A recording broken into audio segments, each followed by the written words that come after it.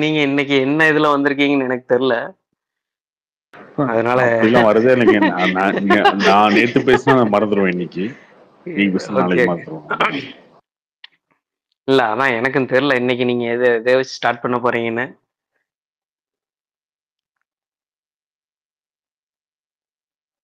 ஸ்பீக்கர்ல வரவங்க பொறுத்து தான். Okay okay okay.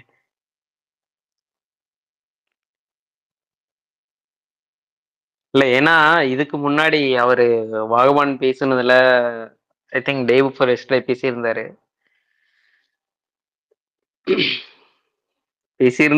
மேபி எனக்கு அதுல நான் ஸ்டார்ட் பண்ண வேண்டாமா என்னன்னு எனக்கு யோசிக்கிறேன்.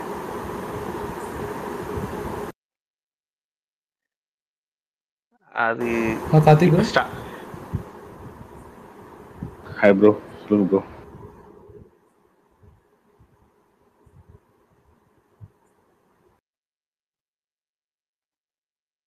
என்னாச்சு? கார்த்தி எது சொல்ல வந்தாரு?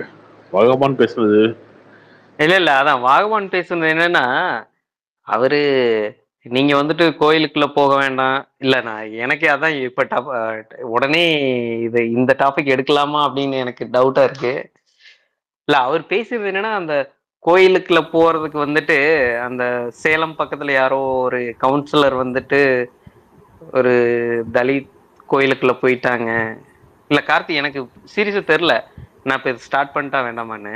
அதனால நான் அதனால பேசுறதுக்கே யோசிக்கிறேன். வேற ஒண்ணும் இல்ல. இல்ல பேசலாம்னா பேசலாம், இல்லைன்னா நம்ம அடுத்த டாபிக் போறோம்னா நீங்க போயிட்டு இருக்கலாம். அதனால யோசிக்கிறேன். வேற ஒண்ணும் இல்ல.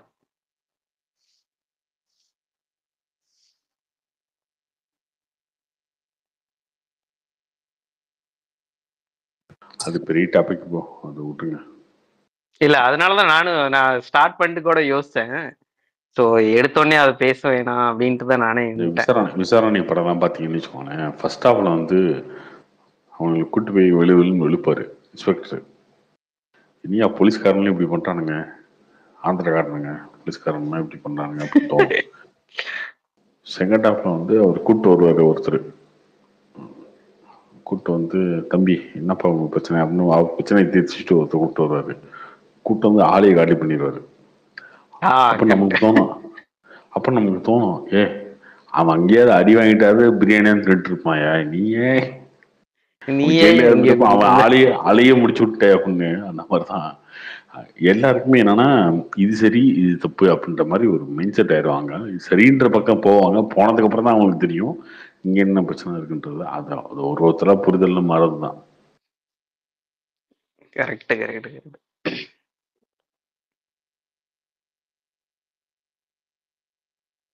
இல்ல வேற ஒண்ணும் இல்ல. நான் சொல்லிடுறேன். அவரு வந்துட்டு கேட்டிருந்தாரு அந்த முக்கியமா அந்த சேலம் விஷயத்துல அவர் கவுன்சிலர் வந்துட்டு அந்த தலித் பையன் உள்ள போனதை வச்சு சொன்னாரு. என்னன்னா ஆக்சுவலா அது நடந்தது ஒரு மாதிரி அந்த வீடியோ எல்லாரும் பார்த்திருப்பாங்க. இப்ப கேட்டுட்டு இருக்க எல்லாருமே கூட பார்த்திருப்பாங்க. அது என்னன்னா அவர் ஒரு தலித் உள்ள போயிட்டாருன்னு சொல்லிதான் அந்த அந்த கவுன்சிலர் பேசியிருந்தாரு. ஆனா நம்ம வாகபான் சொன்னது பக்காவா இங்க ரெக்கார்ட்ல இருக்கு. அவர் சொன்னது ஒரே ஒரு விஷயம் தான் சொன்னாரு. அந்த பையன் தண்ணி போட்டு கோயிலுக்குள்ள போயிட்டான் அப்படின்ற மாதிரி. நான் வாகபானை பத்தி ரொம்ப நல்லா வச்சிருந்தேன். ஏன்னா அவர் நல்லா பேசுறது எல்லாமே ரொம்ப கான்செப்டா பேசுவாரு. அண்ட் பேசுறது ஒரு லாஜிக்கலா பேசுவாரு. பட் அன்னைக்கு சொன்ன விஷயம், அந்த பையன் தண்ணி போட்டு போனா அதனால அவர் கெட்ட வார்த்தை பேசிட்டாரு அப்படின்னு சொன்னாரு. அந்த இது அதை கேட்டு அது நான் ரெக்கார்ட்ல தான் கேட்டேன். நான் ஆக்சுவலா லைவ்ல கேட்கல, நம்ம ஸ்பேஸ்ல கேட்கல. அன்னைக்கு நான் லைவ்ல இல்ல.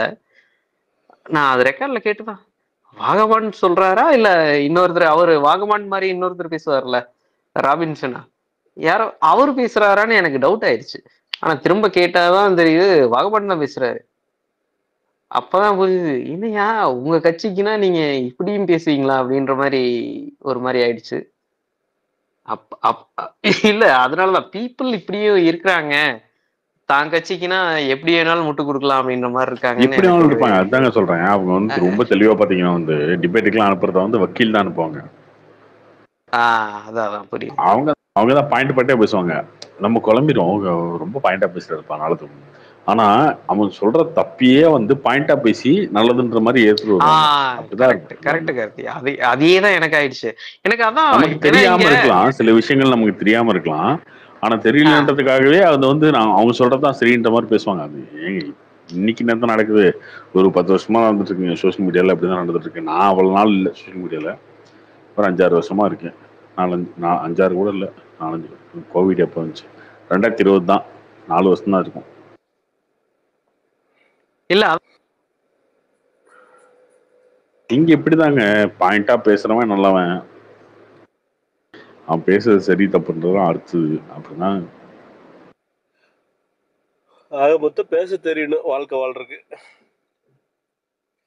அப்படி ஒரு கூட்டத்தை உருவாக்கி வச்சிட்டாங்களே. வாய் பேசணும், என்னவோ தப்போ ரைட்டோ. அப்படி ஒரு கூட்டத்தை உருவாக்கி வச்சிட்டாங்க. அந்த அந்த கூட்டத்தை டிஃபெண்ட் பண்றதுக்கும் அந்த மாதிரி ஆளுங்க தேவைப்படுது. என்ன பண்ண முடியும் இப்போ? பிரசாந்த் ப்ரோ, இன்னைக்கு பழைய ரெக்கார்டிங் கேட்டேன் ப்ரோ. விஜய் வந்து கலைஞர், அஜித், எம்ஜிஆர் சிரிப்பா வருது ப்ரோ. சிரிப்பா வருதா? சிரிச்சுக்கோ ஓரத்துல போய். இதெல்லாம் எதுக்கே என்ன கேக்குறீங்க? என்ன பழைய ரெக்கார்டிங்னா என்ன புரியல. இதுதான் டைம் பாஸ் தான். பெரியவனுக்கு பெரிய இந்த ஹிஸ்டரி புக் மாதிரி அதை இல்ல வச்சுக்கிறது. ப்ரோ, விஜய் வந்து கலைஞர், அஜித் வந்து எம்ஜிஆர்னார்ல. ஆமா, அது உண்மைதான். அண்ணா பிரசாந்த், வணக்கண்ணா. வணக்கம் வணக்கம். நல்லா இருக்கீங்களா? நல்லா இருக்கு நண்பா, எப்படி இருக்க? நான் வந்து இவனுக்கு ஏதோ பாலம் அங்கேயோ இந்த பாலம் பிட் ஏதோ எடுத்துட்டு போறானு இந்த எல்என்டில நடு ரோட்ல வந்து கார்ல உட்காந்துக்கிட்டு ஜாலியா. அப்ப நல்லா யோசிச்சேன், என்னடா சும்மா உட்காந்துருக்கோம், பாட்டு கேட்டா இல்ல பழைய பாட்டு கேட்டு முடிச்சாச்சு, என்னதான் பண்ணலான்னு பார்த்தா அப்புறம் யோசிச்சேன், ஆட்டா நம்ம டைம் பாஸ் இருக்குது அப்படின்ட்டு. இது ஒரு மாதிரி நல்லா சுகமா தான் இருக்குது. நீ ஃபன்னா எங்கேயோ பாலத்துக்கு நடுவுல உட்காந்துருப்பீங்க போல. அதேதான், சத்தியமா பாலத்துக்கு மேலதான் இருக்கிறேன். சக்சஸ் பார்ட்டி இன்னைக்கு வடக்குப்பட்டி ராமசாமி எல்லாம் தண்ணியை போட்டு ஆடினானுங்க, எல்லாம் ஜாலியா இருந்தது. ஒரு மாதிரி ஃபன்னா இருந்தது, எல்லாம் டான்ஸ் போட்டாங்க.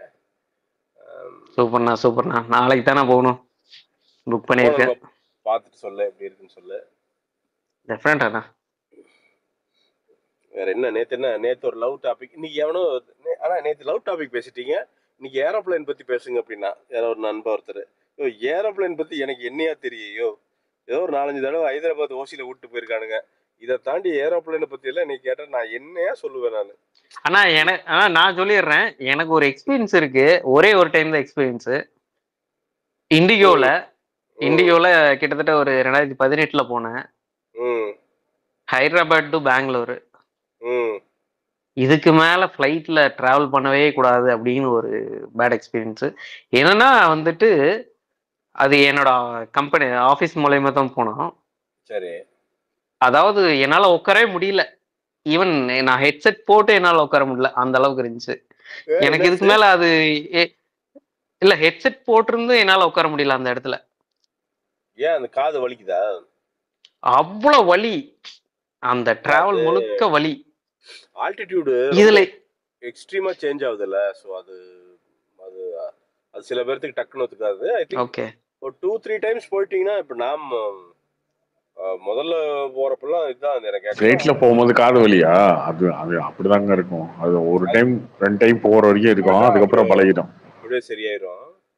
அது போக காது வந்து எவனோ ஒருத்த காது மல்லி நிக்கிற மாதிரியே இருக்கும், அந்த மாதிரிலாம் இருக்கும். அதாவது அந்த எனக்கு காது வலிக்குது ப்ரோ, சலார் படம். அந்த காது வலியை விட அந்த சீட் ஒண்ணு வச்சிருப்பானுங்க பாருங்க, இந்த எப்படி சொல்றது, அது என்ன தட்டி, இந்த தட்டி மாதிரி இந்த பிளைவுட்ல ஒரே ஒரு வுட்டை மட்டும் எடுத்து வச்சோம்னா எப்படி இருக்கும், அந்த மாதிரி ஒரு அட்டகாசமா ஒரு சீட் வச்சிருப்பானு, தட்டை மாதிரி தகர மாதிரி தான் இருக்கும். அதுல வந்து நம்ம பட்டக்ஸ பார்க் பண்ணிட்டு போறது, இந்த ஒல்லியா இருக்கிறவங்களுக்கு எல்லாம் பிரச்சனை இல்லை. குண்டா இருக்கிறவங்க எல்லாம் வந்து பாத்தீங்கன்னா பட்டக்ஸ் எல்லாம் அப்படியே வலி ஆகி, ஏதோ ஃபார்ச்சுனேட்டா இந்த ஓரத்துல சீட் கிட்ட நடுவுல மாட்டோம்னு வச்சுக்கல ஃபிளைட்லாம். இப்ப என்ன மாதிரி ஆளலாம், அது ஒரு 3 குண்டால உட்காந்தோம்னா அது 1 மணி நேரம் நரகம் தான். அப்படியே லாக் ஆகி உட்காந்துருக்கணும். 1 மணி நேரத்துக்காக? 1 மணி நேரத்துக்கு சொல்றேன். ஆனா நான் ஒரு தாட்டி இதுல போனோம், ஏர் இண்டியால போனோம். சரியான ரவுஸ். போயிட்டு திரும்பி வந்தோம், என் மாறன்னு நினைக்கிறேன், ஏதோ ஒரு படம் ஷூட்டு. போயிட்டு திரும்பி வரப்போ ஏர் இண்டியா மொத்தமே 4 பேர் தான் ஃபிளைட்ல. செம ரோஸா இருந்தது. அந்த எமர்ஜென்சி எக்ஸிட்ல யாரோ ஒருத்தர் உட்காரணுமா, உட்கார்றக்கு ஆள் இல்ல. நீங்க இங்க உட்கார்றீங்களா அப்படின்ட்டு அந்த அம்மா. ஓகே அப்படின்ட்டு ஒரு இதுல நீட்டி காலை நல்லா நீட்டி நம்ம இந்த பஸ் மாதிரி கேபிஎன் மாதிரி வந்து பாத்தீங்கன்னா ஒய்பிஎம் டிராவல்ஸ் மாதிரி நீட்டா நீட்டி ஒரு தலகாணி ஒண்ணு வச்சு ஜம்முன்னு படுத்துட்டு வந்தேன். பண்ணா இருந்தது சீரியஸா. Hi bro, Karthi bro. Hi bro. Hi bro. Hi Prashanth bro. இன்னைக்கு ஒரு குட் நல்லா இருக்கீங்களா ப்ரோ? நல்லா இருக்கேன் ப்ரோ, சொல்லுங்க ப்ரோ. உங்களை வந்து நான் ஒரு 3 to 4 இயர்ஸ் முன்னாடியே ஜிகே சினிமாஸ்ல உங்க கூட ஒரு செல்ஃபி எடுத்துக்கிறேன் ப்ரோ. அடங்கோ கல்லூலி.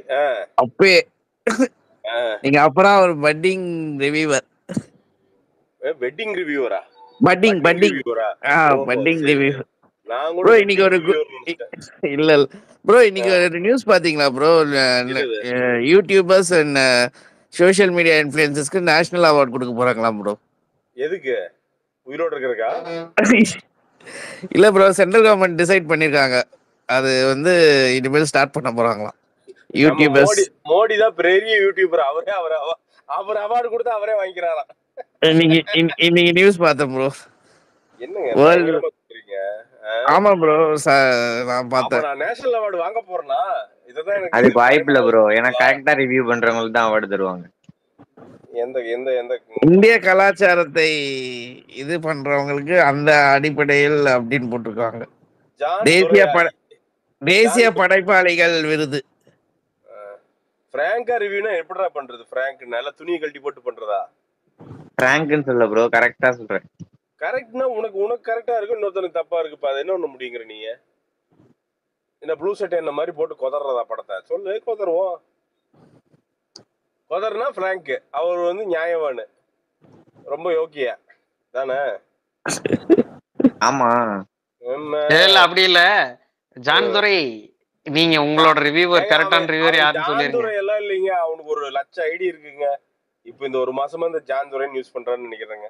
அவனு ஒரு 3 வருஷமா இதுல வந்துட்டு இருக்கானுங்க. 2 வாரத்துக்கு ஒரு ஐடி வச்சிருப்பானுங்க. சரிங்க. ஜான் துரையும் இல்ல, ஆன் துரையும் இல்ல. சரி, இருந்தாலும் இன்னைக்கு வந்துட்டாரு, அவர்கிட்ட கேப்பங்க யாரு கரெக்டான ரிவ்யூன்னு கேட்கல விடுங்க. அது இப்ப பாயிண்ட் சொன்னீங்க. யாருப்பா கரெக்டான ரிவ்யூ சொல்லுப்பா. சொல்லுங்க ஜான் துரை. நானும் பாக்குறேன். கார்த்தின்னு ஒருத்தர் இருப்பாரு, கார்த்திக் ரவிவர்மான். அவர் கரெக்டான ரிவ்யூவர். அப்புறம் அடுத்து யூடியூப் இருக்காங்க, செல்ஃபி ரிவ்யூன்னு ஒருத்தவங்க இருப்பாங்க. கோடாங்கி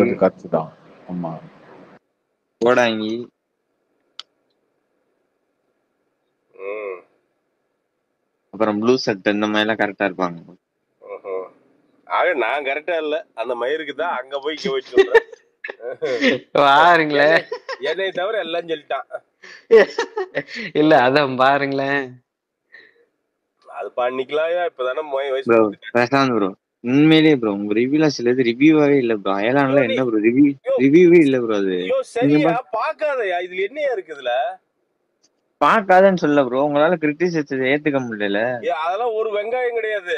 நான் அயலான் அவன் பட்ட சிரமம் தெரியும். அதெல்லாம் அவன் போய் அடிச்சு அதுல ஒரு பொழைக்க வேண்டாம்னு நினைக்கிறேன் நான். அவ்வளவுதான். எல்லாருமே நம்ம படம் எடுக்கிறாங்க. அது உன் பாயிண்ட். நீ எங்க படம் எடுத்திருக்கிறியா? நீ நான் அட்லீஸ்ட் அந்த செட்டுக்குள்ளேயாவது போய் உட்கார்ந்துருக்கிறேன். நீ படம் இது ஒரு பேச்சே கிடையாது ப்ரோ. இது என்ன வெங்காய பேச்சே கிடையாது. என்ன லாஜிக்கல்? அதான் சொல்றேன், நீ படத்துக்கு வெளியில இருக்க, நான் படத்துக்கு உள்ள இருக்கேன். நான் பாக்குறேன் அவன் படுற சிரமத்தை. அப்புறம் லியோக்கு வந்து நெகட்டிவ் ரிவ்யூ கொடுத்தீங்க. அவன் படம் எடுக்கலையா? காஷ்மீர்ல கஷ்டப்படலையா? இல்லையே. அதே லியோல பாசிட்டிவ் சொல்லவே இல்லையா அந்த ரிவ்யூல? ரெண்டுமே சொன்னீங்களா இல்லையா? அதேதான் எல்லா படத்துக்கும். அதான்டா சொல்றேன், வெறும் நெகட்டிவ் மட்டும் தான் சொன்னேன் அந்த ரிவ்யூல.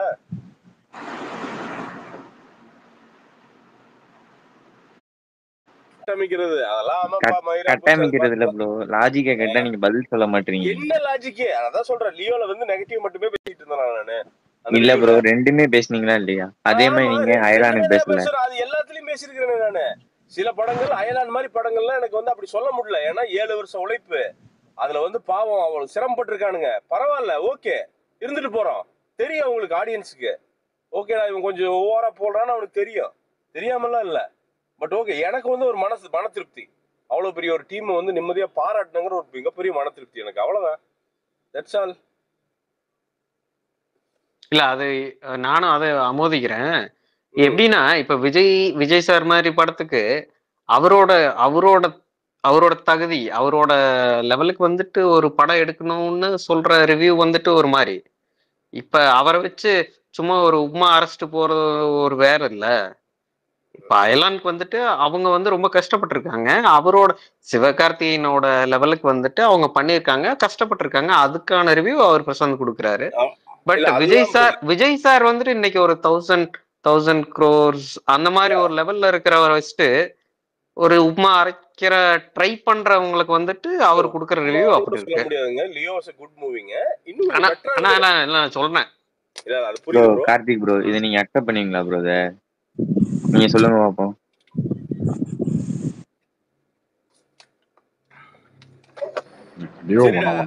சரிடா, ஓகே அக்செப்ட் பண்ணல. இப்ப அதனால இப்ப என்ன ஆயிருதுங்கிற நானு எதுவும் ஆகல ப்ரோ, நான் சொன்னேன் நானு. சரிடா, இவ்வளவு வந்து உட்காந்து இப்ப வன்மமா மண்டக்குள்ளேயே வச்சுட்டு இருக்கிறிய, நீ என்ன ஆவற?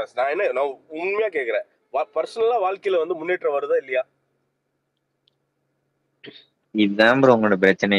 ரிவ்யூ பத்தி பேசினா இதை மட்டும் பேசணும். இல்ல லெட்ஸ் பி ஹானஸ்ட். என்னன்னா வாழ்க்கையில முன்னேற்றம் வருதா இல்லையான்னு கேக்குறேன் நான் என்ன கேக்குறேன், இவ்வளவு பேசுற இல்ல, நான் என்ன கேக்குறேன், பயங்கர பாசிட்டிவ் எனர்ஜியா நேர்மையா இருக்கே நீ, வாழ்க்கையில ஏதாவது முன்னேற்றம் வருதா? ஏன்னா நான் எனக்கு தெரிஞ்சு 4 வருஷமா, எனக்கு தெரிஞ்சு அட்லீஸ்ட் 3 வருஷமா இங்க பேசிட்டு இருக்கிறேன், ஏதாவது நடந்திருக்கான்னு கேக்குறேன் நான்.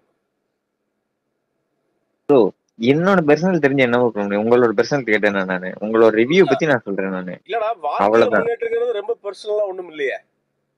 நான் என்ன கேட்டேன் நானு, ஒரே செகண்ட், உங்க லாஜிக்கா கேசம் உங்களோட பர்சனல் லைஃப் பத்தி நான் கேட்டேன் நானு. நான் ரிவ்யூ பண்ணதுக்கு நீங்க சொன்னேன் நானு. இதுக்கு எதுக்கு பதில் சொல்லிட்டேன் நானு, கிளியரா சொல்லிட்டேன். அதான் நான் என் வாழ்க்கையில முன்னேற்றம் நடந்தா என்ன நடக்காட்டி என்ன டென்ஷன் ஆவற இல்ல? அதேதான் டென்ஷன் ஆவறது இல்ல. என் வாழ்க்கையில ஒரே செகண்ட், என் வாழ்க்கையில முன்னேற்றம் நடந்தா என்ன நடக்காட்டி அது தெரிஞ்சு நீங்க என்ன பண்ண போறீங்க? அதேதான் நான் திருப்பியும் கேக்குறேன். நான் ரிவ்யூ ஒண்ணா பண்ணிட்டேன் பப்ளிக் ஃபாரத்துல. அதான் நான் கேட்டேன் நானு. ஒரே செகண்ட், உங்களோட வாழ்க்கையில முன்னேற்றத்தை பத்தி நான் கேட்டேன் நானு. நீங்க வாழ்க்கையில சொல்றேன், இப்போ உனக்கு ஒரு டென்ஷன் ஆகுதுல, அதே டென்ஷன் எனக்கு ஆச்சு. நீங்க பேசுறது வந்து லாஜிக்கே இல்ல ப்ரோ. என்ன லாஜிக்டா? என்ன லாஜிக் பேசணும்? வெறும் பேசி லாஜிக்கோட பேசினா மட்டும் அவன் பூரா நல்லவனாடா? பெரிய லாஜிக்கா உன்னை திருப்திப்படுத்திட்டா மட்டும் நான் நல்லவன் ஆயிருவேனா இல்ல கெட்டவன் ஆயிருவேனா?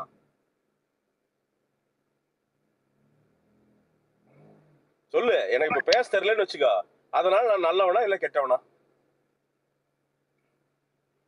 நல்லவன் கெட்டவன் அவசியமே இல்ல ப்ரோ.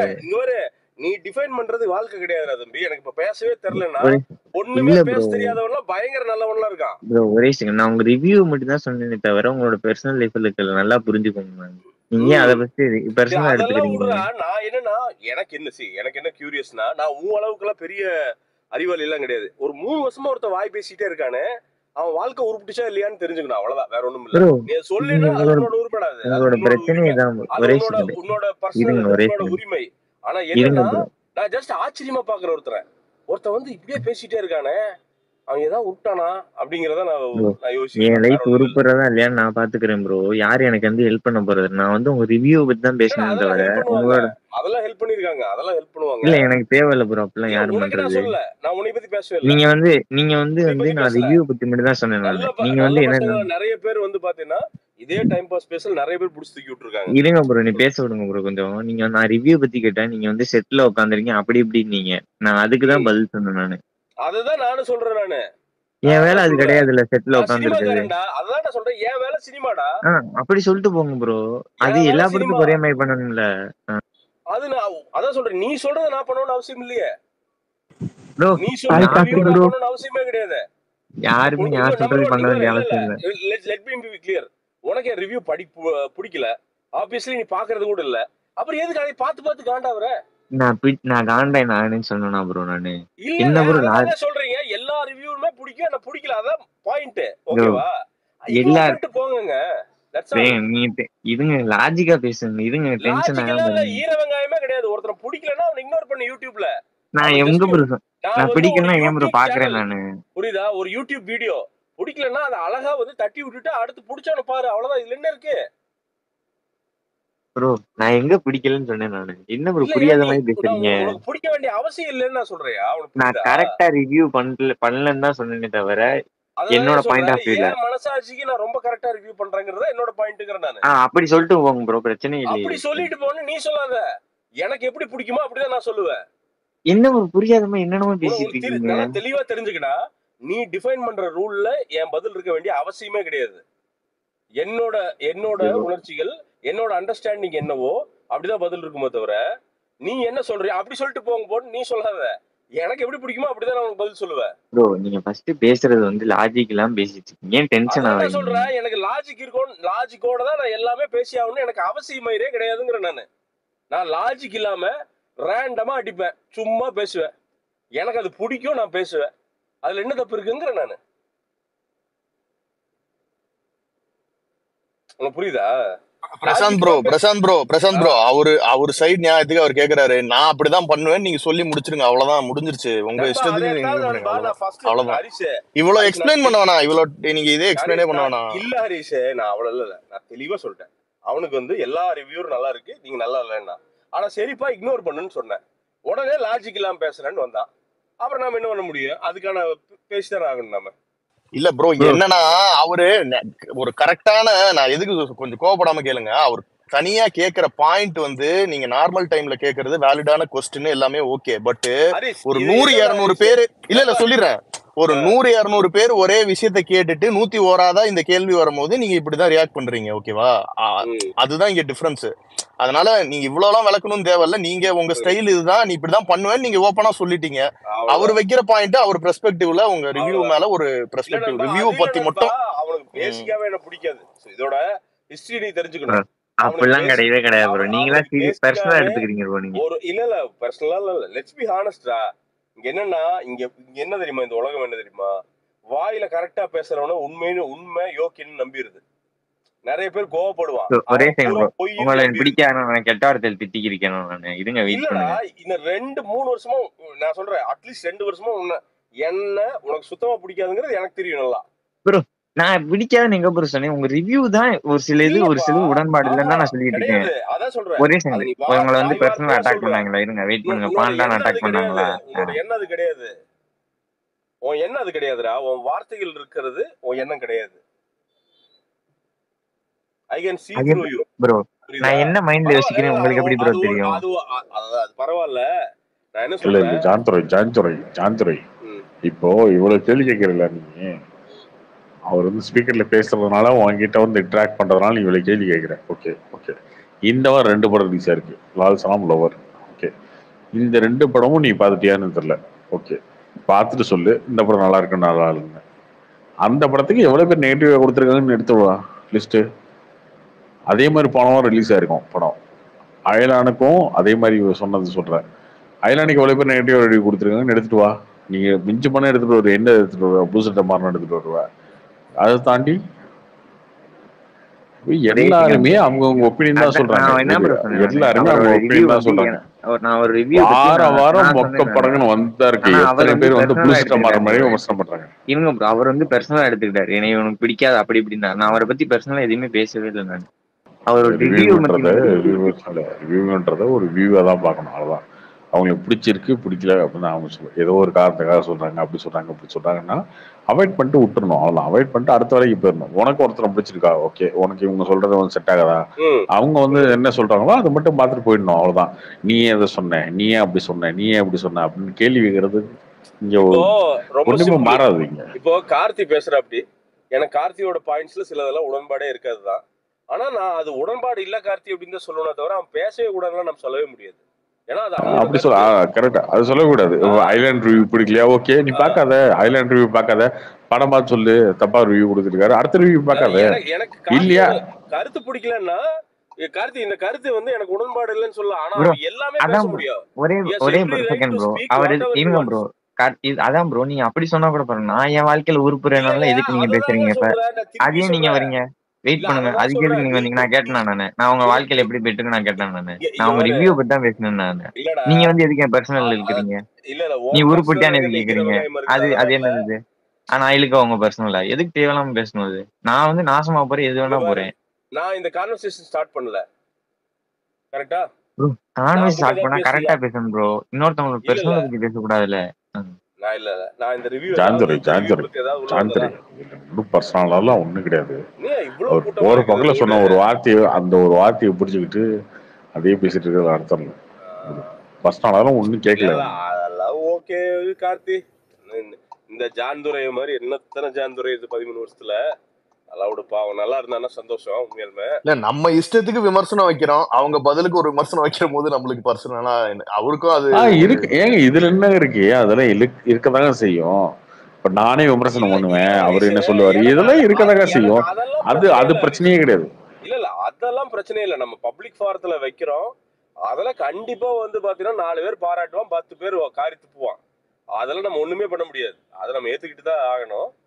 ரொம்ப நோண்டும் போது இல்ல 2 சைடும் இப்ப உங்க மேல விமர்சனம் வைக்கிறாங்கன்னா நீங்க வைக்கிற விமர்சனமும் ஏத்துக்கணும். அதுல இல்ல சாந்திரை நானே பார்த்திருக்கேன் பல டைம் இவர் மேல கொஞ்சம் வன்மமா பாசமா ஒரு செல்ல கோபமா அது தெரியாது.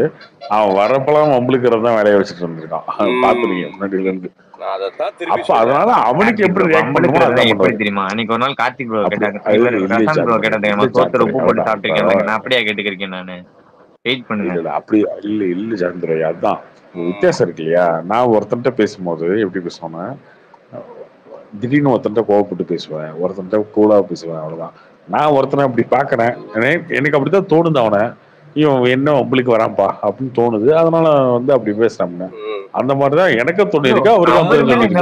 அவரோட ரிவ்யூ மேலதான் ப்ரோ நிறைய இது இருக்கு. அவரோட ரிவ்யூ திருப்பி சொல்றேன்டா தம்பி, உன் வாய் வார்த்தையும் எண்ணமும் வேற. somebody can, எப்படி ப்ரோ உங்களுக்கு தெரியும்? நான் கேக்குறேன் bro. there are people who can see through you. இல்ல ப்ரோ, எப்படி தெரியும்னா ஒரு 30-40 வருஷம் வாழ்ந்துருக்கோம். நான் மைண்ட்ல என்ன யோசிக்கிறேன் அவருக்கு எப்படி பிரசாந்த் ப்ரோக்கு எப்படி அது எப்படி இல்ல எல்லாமே இது முதல் இன்சிடென்ட் இல்லையே. இல்ல ஜான்துரை, இதுல ஜெனரலா என்னன்னா அட்லீஸ்ட் இவராது இங்க வராரு, நம்ம கேள்வி நேரம் கேட்க முடியுது விமர்சனத்தை. இந்த பிஸ்மி மாதிரி ஆளுங்கெல்லாம் அது கூட இடம் கொடுக்கறது இல்லையா யாருக்கும்? அதான் ப்ரோ சொல்றேன் நானே, கேள்விதான் ப்ரோ கேட்டேன். கேளுங்க, கேட்டு பாருங்க முடிஞ்சா. நீங்க ஏதாவது கேட்டு பாருங்க பிஸ்மிட்லாம். என்ன ஜாக்கெட் போடுறா, எங்க போறா, நான் இதையாடா பேசிட்டு இருக்கேன். ஒரு படம் வருது, அந்த படம் நல்லா இருக்கா இல்லையா, அதோட என் வேலை முடிஞ்சதுடா, அடுத்ததுக்கு நான் போயிட்டே இருக்கிறேன். ஒரே செகண்ட் ப்ரோ, என்னோட கேள்வி என்னன்னா ப்ரோ, அயலானுக்கு எல்லா படத்துலயும் உழைப்பு போறாங்க ப்ரோ. நான் உங்ககிட்ட பேசல, நான் ஒரு ஹரிஷிட்ட பேசிட்டு இருக்கேன். நான் உனக்கு பதில் சொல்ல விரும்பல, நான் ஹரிஷிட்ட சொல்றேன். அது ஒரு தப்பே கிடையாது, அது தப்பே கிடையாது. என்னப்ப அயலான அவரு சொல்லியிருக்காருன்னா ஓகே, அந்த படம் உனக்கு பிடிக்கலன்னு ஓகே, கடந்து போயிரு, அவ்வளவுதான். அந்த அளவுக்கு படம் பார்க்கறதுலன்னு சொல்லிட்டு போயிரு, அவ்வளவுதான். அப்படி சொல்லிட்டு போயிட்டு இருக்கணும். சும்மா ஏன் சொன்னேன், நீ ஏன் சொன்னா அவரே கேள்வி கேட்டுட்டே இருக்கன்ற. புரியுதா உனக்கு? அவரையே டிக்டேட் பண்ணிட்டே இருக்க. இப்போ நம்ம ஒரு ஸ்கூல் படிக்கிறோம், வாத்தியார் வர்றாரு, வாத்தியாருக்கு சரியா பாடம் நடத்துறேன், அவரு போய் உட்காந்து நீ உனக்கு பாடம் நடத்தவே தெரியலன்னு சொல்லிட்டு இருப்பியா? அப்படி இல்ல, அவர் சொல்றத ஒரு வியூ, அவ்வளவுதான். ஒரு நியூஸ் சேனல் பாக்குறீங்க, நியூஸ் சேனல் சரியில்லைன்னு தோணுது, அடுத்தது மாத்திட்டு போயிட்டே இருக்கீங்க. அப்பதானே போகணும். சும்மா அயலானிக்கா அப்படி சொன்னா அவர் வியூ அவர் சொல்லியிருக்காரு. அவருக்கு சிவகார்த்திகேயன் பணம் கொடுத்தாரு, அந்த படத்துக்கு 25 கோடி ரூபா ஸ்பெண்ட் பண்ணாரு, கையில இருந்து காசு கொடுத்தாரு, சம்பளம் கொடுக்கல. அவருக்கு சம்பளமே இல்லாம வெறும் 25 கோடி ரூபா கையில இருந்து காசு கொடுத்து அந்த படத்தை ரிலீஸ் பண்றாரு. அதை பார்க்கும்போது அவர் மேல ஒரு கட்டு சரிருக்கான். ஓகே, சிவகார்த்திகேயன் கஷ்டப்பட்டு, ரவிக்குமார் 8 வருஷமா ஒரு இட்டி கொடுத்த டைரக்டர் 8 வருஷமா கஷ்டப்பட்டுன்னா அவங்களுடைய பாயிண்ட் யோசிச்சிங்கன்னா 8 வருஷம் ஆச்சு ஒரு படம் எடுத்து, 8 வருஷம் படமே ரிலீஸ் ஆகல. அப்ப ரவிக்குமார் பாயிண்ட் யோசிச்சிருக்கலாம், இப்படி எல்லாம் எடுத்து ஒரு படத்தை ரிலீஸ் பண்றாங்க, அதையே நம்ம போட்டு அடிச்சுக்கிட்டு பேசணும் அப்படின்னு நினைச்சிருக்கலாம். தப்பான விஷயம் என்ன இருக்கு? தப்பான நீ ப்ளூசட்ட மரட்ட இந்த கேள்வியில கேட்கணும். நீ ஏன் சொன்ன, ஏன் இப்படி பாசிட்டிவா சொன்ன அப்படின்னா இது என்ன இருக்கு? அப்ப அதே அயலான இன்னைக்கு அயலான் கிட்டத்தட்ட தமிழ்நாடு 50 கோடிக்கு மேல கலெக்ட் ஆயிருக்கு. என்ன பண்ண முடியும்? கேப்டன்ல இருக்க எல்லாரும் போனாங்க. கேப்டன்ல என்ன இருக்கு, அயலான் என்ன இருக்கு தமிழ்நாட்டுல? அப்ப நீ போய் கேளு, அவங்ககிட்ட கேளு, கேப்டன் இருக்கலாம் சூப்பர் ஆகும்னு சொன்னீங்களே, எப்பிக்கு பிளாக் பஸ்ட்னு சொன்னீங்களே, அப்படி கேட்டிருக்கியா? அப்படி கிடையாது. பேச பிரசாந்த் அப்படின்னா பிரசாந்த் வம்பளுக்கலாமா அப்படின்னா லாஜிக்கலா கேட்கணும். கேட்டா நானுமே கேட்கிறேன், நீ கேட்டது தப்பான பாயிண்ட் கிடையாது. பட் எல்லாரையும் கேளு, அதே மாதிரி இவரையும் கேளு. இல்ல இப்போ அவர் வந்து ஜாந்துரை எனக்கு வந்து ஒரு நமக்கு வந்து ஆன்லைனுக்கு தனியாவே நம்மளுக்கு ஃப்ரெண்டு தான் வச்சுக்கோங்க. ஆனா நான் அவர்கிட்ட நேராவே சொல்லியிருக்கேன், அவர் ரிவ்யூ நான் பார்க்க மாட்டேன், ஏன்னா டிப்ளமேட்டிக்கா இருக்கும். அதை வச்சு நான் ஒரு மூவியை ஜட்ஜ் பண்ண முடியாது. அப்படி சொல்ல போனா ஹரிஷ் அண்ணா ஓட்டி கூட இருப்பாரு, அப்பப்போ கலாய்ப்பு அப்படி. பட் அது வந்து என்னோட ப்ரொஃபஷனை நான் பண்ற வேலையை கலாய்க்கிறாரு. கண்டிப்பா தப்பா இல்லைன்னா கலாய்க்கிறதுக்கு இங்க எல்லாத்தையுமே உரிமை இருக்கு. That's all. இதுல ஒண்ணும் கிடையாது. இதுல வந்து ஹரிஷ் மோசம்லாம் சொல்லிட மாட்டேன். அப்பப்போ கார்த்தி என்ன கலாய்ப்பான், இந்த இதே ஸ்பேஸ்ல வச்சே கலாய்ப்பான் ஒரு தட்டு. அது ஓகே, என் நண்பன் அவன் வந்து அவன் சொல்ற கருத்துக்கள் சில பயங்கரமான நியாயம் இருக்கும். நமக்கு பிடிக்கலனாலும் அதை ஏத்துக்கிட்டு தான் ஆகணும். சொல்ற விதம் ஒன்று இருக்குது இல்ல, என்ன என்ன என்ன என்ன என்ன என்ன என்ன என்ன அப்ப என்னன்னு தான் பதில் வரும். அது பிரசாந்த் ப்ரோ, எங்க ஆக்சுவலா இங்க வன்மம் எல்லாமே பேசினா ப்ரோ. சொல்ற விதத்துல எந்த விதத்துல தப்பா பேசிட்டாங்கன்னு சொல்லுங்க பாப்போம். இல்ல நீ 2 வருஷமா இதான் பண்ணிட்டு இருக்க, நான் இன்னைக்கு நேத்து இல்லையா? ஒண்ணும் தப்பாதான் பேசல ஜாந்துரை, தப்பாலாம் பேசல. இல்ல நான் என்ன கேக்குறேன், நீ எதுக்கு சென்சிட்டிவ் எடுத்துக்குது? முடிஞ்சது அவ்வளவுதான், விட்டுரு. That's all. எனக்கு உனக்கு ஒரு பிரச்சனையும் கிடையாது. ஏங்க எங்களுக்கு பிஸ்மி ப்ளூ சட்டை எல்லாம் மாட்ட மாட்டேங்கிறாங்க, அதனால மாற்றவங்க கிட்ட எல்லாம் கேக்குறோம். ப்ளூ சட்டை என்னங்க பண்ணாரு உங்களை? இல்ல ரிவ்யூ சொல்றேன், சில ரிவ்யூஸ் தப்பா குடுக்குறாரு ரைட்டா குடுக்குறாருன்னு சில பேர் கோவம் இருக்கும்ல, அந்த மாதிரி ரெஸ்பாண்ட் பண்ண மாட்டேங்கிறாங்களா பப்ளிக்கு. அவங்கள விட்டுட்டு யார் இப்போ மாட்டுறாங்களோ அவங்க கிட்ட வைக்கிறாங்க. இப்போ உங்ககிட்டயும் அப்படிதான், நீங்க டெய்லி இங்க இருக்கீங்க ஆன்சர் பண்றதுக்கு. ஒரு ஜெனரலா இதுக்கு ஒரு பதில் சொல்லிடுறேன் எல்லாத்துக்குமே. என்னன்னா இப்போ டிப்ளமசி இதெல்லாம் சொல்றாங்கல்ல, எனக்கு நான் இருக்கிற ஒரு மூட்ல, நான் இருக்கிற இதுல எனக்கு வந்து நல்ல சினிமாக்களை, அதாவது ரொம்ப முயற்சி எடுத்து உண்மையாலுமே தமிழ் சினிமாவை அட்வான்ஸ் பண்ணணும்னு நினைக்கிற சினிமாக்களை அடிக்க விருப்பம் இல்லை. அதுல வந்து ஒரு 2-3 மைனஸே இருந்தாலும் அதை போய் உட்காந்து நோண்டி கொண்டு போய் ஆடியன்ஸுக்கு சேர்க்க வேண்டிய அவசியம் எனக்கு இல்லைன்னு நான் நினைக்கிறேன். அதை வந்து ஆடியன்ஸும் புரிஞ்சுக்கிறாங்க அப்படின்னு நினைக்கிறேன். அயலானெல்லாம் அதோட மைனஸை விட்டுட்டு ப்ளஸ் அவ்வளோ தூக்கி சொன்னதுக்கு காரணம் அது வந்து தமிழ் சினிமாவை அட்வான்ஸ் பண்ணுது. ஒரு மிகப்பெரிய பகீரத பிரயத்தனம். அது தோத்து போச்சுன்னா காசை விட்டுருங்க, காசு லாஸ் ஆகுறது அப்படிங்கிறத விட பல பேர்த்தோட பல டீமுடைய அஸ்பிரேஷன்ஸ் போயிடும். ஏன்னா அதில் கிட்டத்தட்ட 2000-3000 பேர் வந்து வெறும் விஎஃப்எக்ஸ் கிராஃபிக்ஸில் மட்டும் வேலை செஞ்சுருக்கிறாங்க. அப்படிங்கிறப்ப இப்போ நான் சொல்றதுனால வந்து அயலான் கரெக்ட் ஆயிருமா? அப்படி இல்லை. ஆனால் நம்மளது ஒரு சின்ன காரணமாக இருக்கும். அப்படிங்கிறப்போ அந்த இடத்துல நம்மளுடைய வேலையை ஒரு சினிமாக்காரனா, ஏன்னா நான் சினிமாக்காரன், நான் ரொம்ப பெருமையாக சொல்லிக்கிறேன், நான் சினிமாக்காரன், நான் ரிவ்யூவர்லாம் கிடையாது, நான் சினிமாக்காரன், நான் சினிமாக்குள்ளே இருக்கிற ஒரு ரிவ்யூவர். அப்படிங்கிறப்போ என் தொழிலில் ஒருத்தர் வந்து மிக சிறந்த ஒரு முயற்சியை பண்ணும்போது அதை பாராட்டணும்னு நான் நினைக்கிறேன்.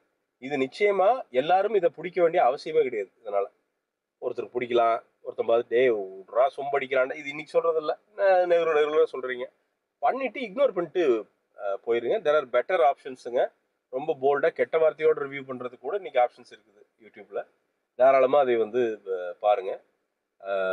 ஸோ என்னன்னா நான் இப்போ ரொம்ப ஒரு ஹரியெல்லாம் ஒன்றும் இல்லை. நம்ம வந்து பார்த்தீங்கன்னா இந்த வியூஸ் சப்ஸ்கிரைபரி கலெக்ட் பண்ணுற ஹரியில் இல்லை. அதனால தான் 1 மில்லியனோடு ஹிட் ஆகல, அது அப்படியே தான் நின்று இருக்குது, அப்படியே 8 லட்சத்துலேயே தான் நிற்குது. ஆகலாம், எனக்கு கண்டென்ட்டே வேற பண்ணு கூட ஆசை இருக்குது. ஸோ நான் என்னோட மைண்ட் செட் இவ்வளோதாங்க, இதான் இவ்வளோதான் மைண்ட் செட்டுங்க. அண்ட் இன்னொன்று, ஒரு 13 வருஷம் யூடியூப்ல இருக்கும் போதுங்க பயங்கரமான மனசோர்வோட தான் ஒவ்வொன்றையும் பண்றேன். அதெல்லாம் உங்களுக்கு வெளியில தெரியாது. அது நீங்க உள்ள இருந்தீங்கன்னா அது ஒரு மாதிரி பித்து பிடிச்ச மாதிரி ஆகி போயிடும். இந்த வீடியோ பண்ணிக்கிட்டே இருந்தீங்கன்னா அது ஒரு தனி ஒரு மென்டல் ஸ்டேட்டு. அதை நீங்க பண்ணீங்கன்னா மட்டும்தான் தெரியும். ஒரு டெக்கேடா வீடியோ பண்ணி பாருங்க, பண்ணீங்கன்னா உங்களுக்கு தெரியும் அதுல என்ன சிரமம் இருக்கு அப்படின்ட்டு. பார்த்தா ரொம்ப ஈஸியா இருக்கும், பண்ணீங்கன்னா மண்டை ஒரு மாதிரி தனியா போயிருங்க. நிறைய பேர் மென்டலே ஆயிட்டாங்க பண்ணி. MKBHD வரைக்கும் அந்த பிரச்சனையை வந்து சொல்றாங்க. ஸோ இதுதான், இது என்னன்னா நீங்க ஏத்துக்கலாம், ஏத்துக்காம போகலாம். எனக்கு at this point of time எனக்கு 38-39 வயசு ஆகுது. I want explore new things. நான் அடுத்த 10 வருஷம் I want explore new things. I want to get excited everyday. ஏதாவது என்னை எக்ஸைட் பண்ணுறத ஏதாவது ஒன்று பண்ணணும்னு நான் ஆசைப்பட்றேன். அது யூடியூபாக இருக்கலாம். ஒரு பாயிண்ட்ல திடீர்னு நான் சீரியஸாக இதெல்லாம் சீரியஸாக சொல்கிறதெல்லாம் வச்சுக்கோங்க ரெக்கார்டாக. ஒரு பாயிண்ட்ல இல்லை இதெல்லாம் வேண்டாம், எல்லா கனெக்ஷனையும் தூக்கி போட்டுட்டு ரிமோட் வில்லேஜில் ஒரு 4 வருஷம் வாழணும்னு முடிவு பண்ணிட்டுன்னா நீங்கள் நீ பார்க்கவே முடியாது. திடீர்னு ஒரு 4 வருஷம் காணாமல் போயிட்டு திருப்பி வருவேன். ஏன்னா at the end of the day என்னோட மென்டல் பீஸ் ரொம்ப முக்கியம்னு நான் நினைக்கிறேன். அது எல்லாத்தையும் தாண்டி இந்த அச்சீவ்மெண்ட்ஸ் எல்லாம் வச்சுக்கிட்டு நான் என்ன பண்ணுவேன், ஃபர்ஸ்ட் மென்டல் பீஸ். ஸோ இதுதான் என்னுடைய ஸ்டேட் ஆஃப் மைண்ட் அப்படின்னு சொல்லிட்டு அண்டர் கிரவுண்ட் போறேன். அதனால ப்ரோ பிரசாந்த் ப்ரோ, ஒரே ஒரு டவுட் ப்ரோ, நீங்க கோயம்புத்தூர்னால இந்த கேள்வி கேட்குறேன். இந்த மை V3 ஆட்ஸ் அது என்னதான் ப்ரோ பிரச்சனை? அங்க ஒரே பரபரப்பா இருக்கு. மை V3 அவன் தானே ப்ரோ அவரு என்ன அது என்ன ப்ரோ சப்போர்ட் பண்றதுக்கும் கூட்டம் சேர்ந்து எதிர்க்கிறவங்க பாக்குவாயன் ஒரு 5000-7000 கோடி ரூபா ஆட்டையை போட்டான் ப்ரோ அவன். இன்னைக்கு அரெஸ்ட் பண்ணிட்டாங்க போல இருக்கு. ஆனா பட் சப்போர்ட் பண்றதுக்கும் கூட்டம் வருது ப்ரோ. அது எப்படி ப்ரோ? உங்களுக்கு கோயம்புத்தூர்காரங்களை பத்தி நீங்க இன்னும் தெரியாம பேசிட்டு இருக்கிறீங்க பிரதர். இதாவது ஏதாவது ஆடு விளம்பரம் கொடுக்குறேன்னு ஒரு லெவலாவது ஒரு குவாலிஃபைடாவது ஒரு ஏமாத்திருக்கிறான். வெப்சைட்டாவது போட்டு ட்விட்டர் ஐக்கானாவது போட்டு ஒன்னு ஏமாத்திருக்கிறான். எங்கால ஈமு கோழிக்கு ஏமாந்துருக்கானுங்க பிரதர். நீங்க அதெல்லாம் ஈமு கோழி எல்லாம் நீங்க பழைய அதான் ப்ரோ கூட்டம் பயங்கரமா இருக்கே ப்ரோ. அவரு சொல்றாரு நான் 20 லட்சம் பேரை நான் சேர்த்து காமிக்கிட்டான்றாரு. அது என்ன அதுல இல்ல ஹேம்குமார், நீங்க அதுல ஒண்ணு புரிஞ்சுக்கணும். தமிழ்நாட்டை பத்தி ஒண்ணு புரிஞ்சுக்கணும். இங்க வந்து அவசர பணம் எவ்வளவு தூரம் தேவைப்படுதுங்கிறது நீங்க புரிஞ்சுக்கணும். இங்க நாம தமிழ்நாட்டை வந்து என்ன நினைச்சுக்கிறோம், இவனுங்க எல்லாம் சும்மா சொல்லிட்டு இருக்கானுங்க பூரா டெவலப் தமிழ்நாடு இல்லைங்க, ஏன்னா வேர்ல்டு ஃபுல்லா அப்படிதாங்க. பிட்காயின் தாங்க எல்லாமே அப்படிதான். கார்த்தி தமிழ்நாடு கோயம்புத்தூர்னு வரீங்க இல்ல கார்த்தி, பிட்காயின் நாம நினைக்கிறது கிடையாது. எல்லா இடத்துலயுமே இந்த ஸ்கேம் எல்லாம் இருக்கதா செய்யுது. பிட்காயின் வந்து ஸ்கேம் கிடையாது கார்த்தி, நமக்கு புரியல. எனக்கு உனக்கு புரியாது கார்த்தி. பிட்காயின் ஸ்கேம் கிடையாது. அது வந்து ஒரு சிஸ்டம். அது ரொம்ப ரொம்ப ரொம்ப காம்ப்ளெக்ஸான சிஸ்டம். அது எனக்கு உனக்கு புரியாது. அது யாராவது ஒருத்தர் எக்ஸ்பர்ட் வந்து நாளைக்கு ஒரு நாள் ஷேர் பண்ணுவாங்க. அன்னைக்கு வந்து இந்த ஸ்பேஸ் மூலமா நமக்கு புரியும் அது என்ன அப்படின்ட்டு. பிட்காயின் நீங்க வாங்கிட்டு இருக்கீங்களா பிட்காயின்? இல்லையா, ஆனா அது definitely it is not a scam யா. அது 2009ல ஒரு $7 7 பிட்காயின் தரணும்னு சொன்னா எனக்கு பிட்காயின் அப்படின்னா என்ன மரியாதை $7 தந்துன்னு பேப்பர்ல அனுப்பிச்சு விட்டாங்க. வாங்கி வச்சிருந்தா தெரியல, இந்நேரம் வந்து மெட்ராஸ்ல ஒரு 10-15 ஃபிளாட் வாங்கியிருக்கலாம். பட் அதெல்லாம் நடக்கிறதான்னு வச்சுக்கா. ஸோ பிட்காயின் இல்ல கார்த்தி, பிட்காயினோட அது நாம நினைக்கிற தாற்பயம் இல்ல கார்த்தி அது பிட்காயின். பட் M3 ஏங்க அது வந்து இங்க பண்ற ஃப்ராட வந்து வேர்ல்டு வைடா பண்றாங்க.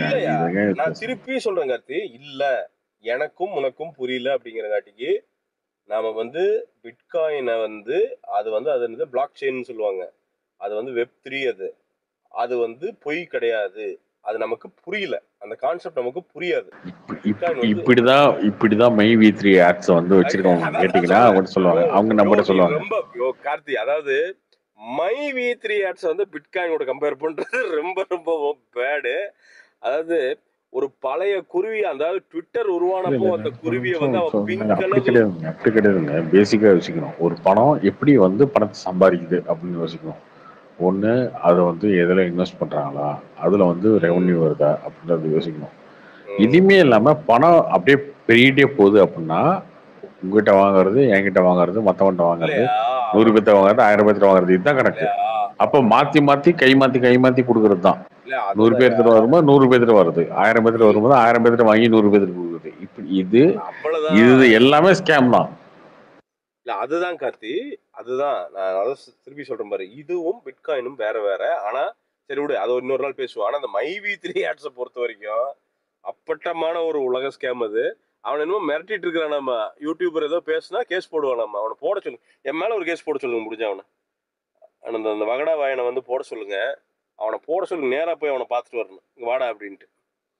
என்ன காசு வச்சிருக்கானுங்க அவனுக்கு, என்ன தைரியம்னா ஒரு 4000 கோடி ரூபாய் எனக்கு தெரிஞ்சு கையில காசு வச்சிருக்கானுங்க. எவனுக்கு வேணா லஞ்சத்துல பொலிட்டிக்கல் சப்போர்ட் எப்படி ப்ரோ? அது அவருக்கு பொலிட்டிக்கல் சப்போர்ட் எப்படி இருக்கு? அது அந்த இல்ல ப்ரோ, பொலிட்டிக்கல் ஆளுங்கட்சியோ எதிர்கட்சியோ சிஸ்டம் வந்து நேரா சப்போர்ட் பண்ணாதுங்க. ஏன்னா அதுல வந்து அவங்க ஓட்ஸ் இழந்துருவாங்க ப்ரோ. அதனால அது பண்ண மாட்டாங்க. ஆனால் அந்த லோக்கலா எங்க இப்ப அரெஸ்ட் ஆகிறானா அந்த ஏரியா மாவட்ட செயலாளர் கண்டிப்பா சப்போர்ட் பண்ணுவான். அவன் யாரா இருந்தாலும் எந்த கட்சியா இருந்தாலும் சரி. ஏன்னா ஹெவி அமௌண்ட், எல்லாமே அமௌண்ட் தான் ப்ரோ. பாலிடிக்ஸை பொறுத்த வரைக்கும் அமௌண்ட் தானே. நீங்க டக்குன்னு கொண்டு போய் ஒரு 50 கோடி கொடுத்தீங்கன்னா அவன் வந்து இது பண்ற ரெடி பண்றான். ஒரு பாயிண்ட்ல எல்லாம் வந்து பாத்தீங்கன்னா இந்த 2G ஸ்கேம்ல அரெஸ்ட் ஆகும்போது வந்து பாத்தீங்கன்னா ஒரு நாளைக்கு 3 லட்ச ரூபா செலவு பண்ணிட்டு இருந்தாங்க. அந்த பெட்ஷீட்டுக்கு போர்விக்கெல்லாம் வந்து பாத்தீங்கன்னா அதெல்லாம் ஒவ்வொரு லஞ்சம் கொடுத்தீங்கன்னா ஒவ்வொன்று கிடைக்கும். எக்ஸ்ட்ரா பெட்ஷீட்டுக்கு இத்தனைன்னு இருக்குது. ஸோ அதனால காசு இருந்ததுன்னா இந்த நாட்டில் என்ன வேணா பண்ண முடியும் பிரதர். அவங்ககிட்ட பெரும் காசு இருக்குது. அப்படிங்கிறப்போ அந்த ஒரு ஃபார் எக்ஸாம்பிள் ரொம்பலாம் வேண்டியது இல்லைங்க, 500 கோடி இருந்தால் போதும் பிரதர். நீங்கள் நிறைய பேர்த்த விலைக்கு வாங்கிடலாம் கவர்மெண்ட் ஆஃபீஸர்ஸை. அப்படிங்கிறப்ப அவனுக்கு அவன் எனக்கு தெரிஞ்சு அவன் ரெடியா இருப்பானுங்க. ஜெயிலுக்கு போறதுக்கு அவன் ரெடியா இருப்பானுங்க. எனக்கு இந்நேரம் கார்த்தி அது வந்து இன்னைக்கு போனது வந்து இந்த ஊழல் இல்ல, இன்னைக்கு ஏதோ போய் ஏதோ போராட்டம் பண்ணி ஏதோ பஞ்சாயத்து பண்ணி தான் தூக்கி உள்ள போட்டிருக்கானுங்க. ஆனா இன்னும் தர்ணா பண்ணாங்க. அதுக்கு தர்ணாக்கு தான் இன்னைக்கு போட்டிருக்கானுங்க. இன்னும் வந்து அவன் வந்து ஃப்ராடுக்கு வந்து இன்னும் வந்து உள்ள அதெல்லாம் இன்னும் போடல. அதெல்லாம் போட்டுருவாங்க 15 நாள்ல வந்து ரிமாண்ட் பண்ணிட்டாங்கல்ல. இல்ல கார்த்தி, போடுவாங்க கார்த்தி. ஆனா என்னன்னா போடுவாங்க, நான் இது இல்ல அப்படின்னு சொல்லல. நாம் ஜெயலலிதாவுக்கு மேக்னெட் பெட்டு வித்தவரை இன்னைக்கு நல்லா தான் நடமாடிட்டு இருக்காரு மெட்ராஸ்ல. தலைவன் அன்னைக்கே 300-400 கோடி ரூபா போட்டான். ஸோ இது என்னன்னா இது ஒரு பேட்டர்ன் கார்த்தி. இது அப்பப்போ திருப்பி வந்துகிட்டே இருக்கும். பின்ன இந்த 7000 கோடி கொண்டு போய் எங்கேயாவது பிரிச்சு சொந்தக்காரங்க அங்க இங்கேன்னு கொண்டு போய் பதுக்கியிருப்பான்.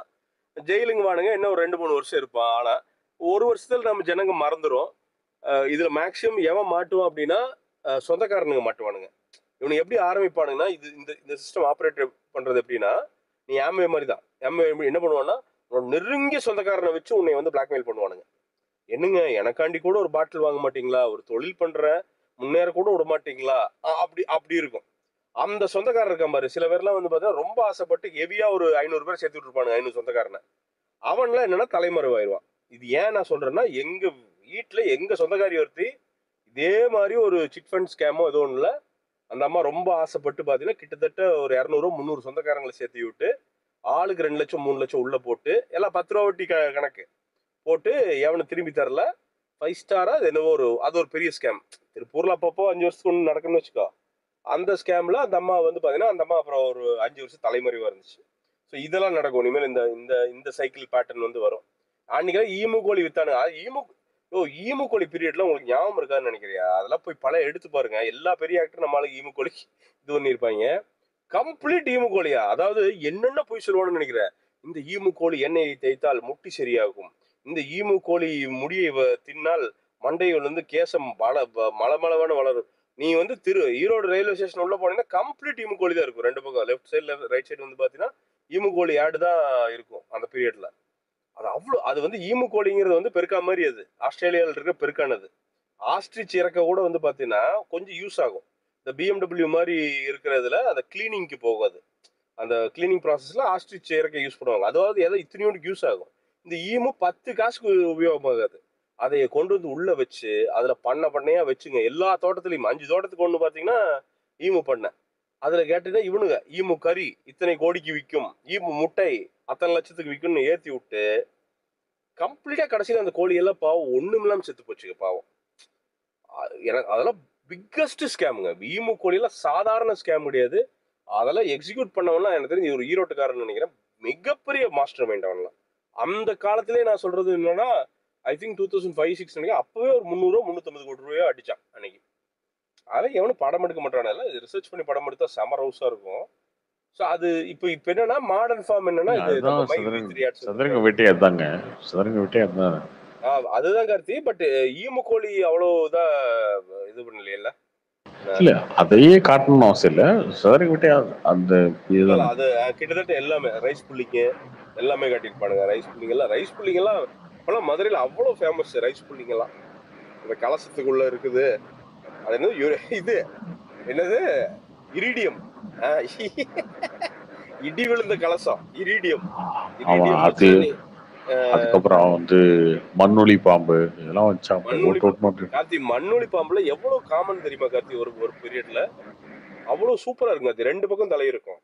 அது ஒண்ணும் பண்ணாது கார்த்தி பாவம். அது எந்த சக்தி எல்லாம் இருக்கான்னு எனக்கு தெரியல. சூப்பரா இருக்கும் கார்த்தி. ஒரு அதைய புடிச்சு விக்கிறது. வேற என்ன கேம் இருந்தது கார்த்தி?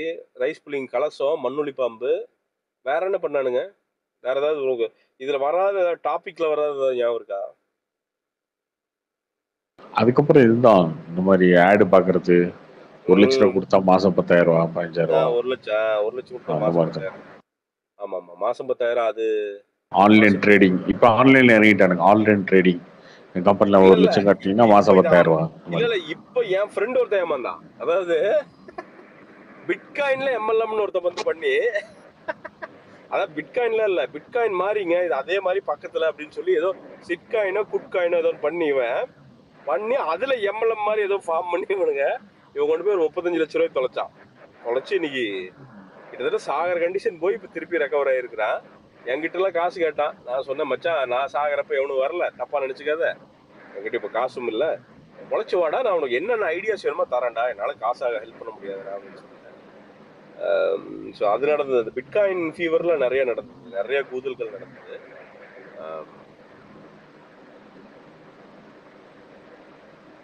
சரிப்பா, நான் கீழே போற பேசிட்டு இருங்க. Bye by.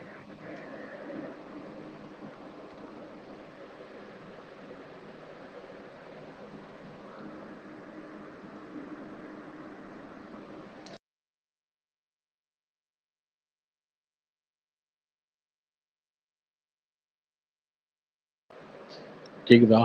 வேறையா இருக்கீங்க?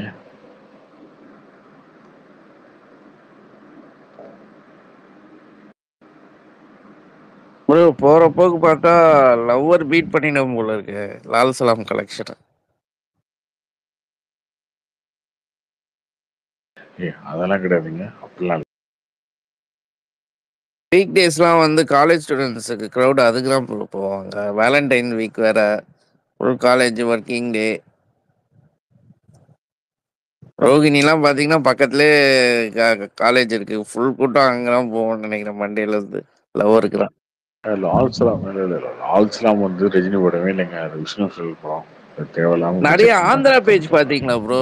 அந்த இது ரொம்ப இது பண்ணி ஏன்னா பவன் கல்யாண் வந்து இந்த இதில் வந்து 1 hour ஏதோ அந்த மினிட்ஸ்லாம் போட்டு அது வந்து 40 crores வேர்ல்டு வைடு கிராஸ் பண்ணிச்சு. இது வந்து ரஜினி வந்து அதோட பவன் கல்யாண் ஸ்க்ரீன் டைமோட அதிகமாக வருது, ஆனால் 0 ஷேரு அப்படி ஆந்திரா ஸ்டேட்ஸில். ஜெயிலர் வந்து பயங்கரமாக 90 crores பண்ணிச்சு. இது வந்து ரொம்ப இதுன்ட்டு போட்டுருக்கேன். 2-3 ஆந்திரா பேஜில் போட்டேன். 360 தெலுங்கு 360 அப்புறம் 2-3 பார்த்தேன் ப்ரோ.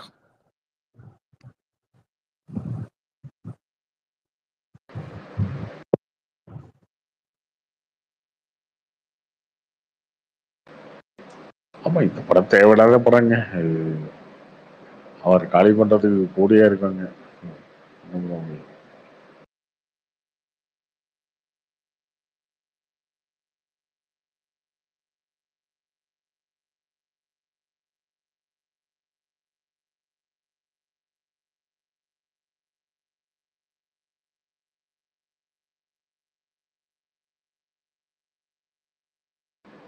வேற இருக்குங்க.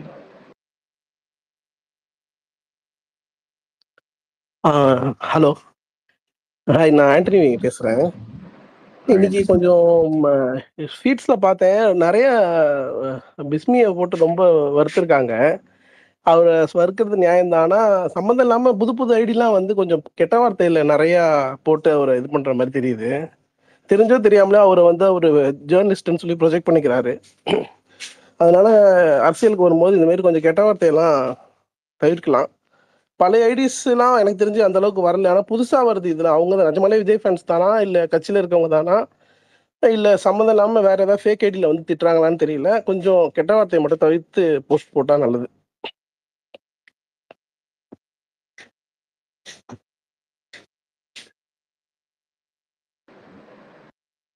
அது ஓகே.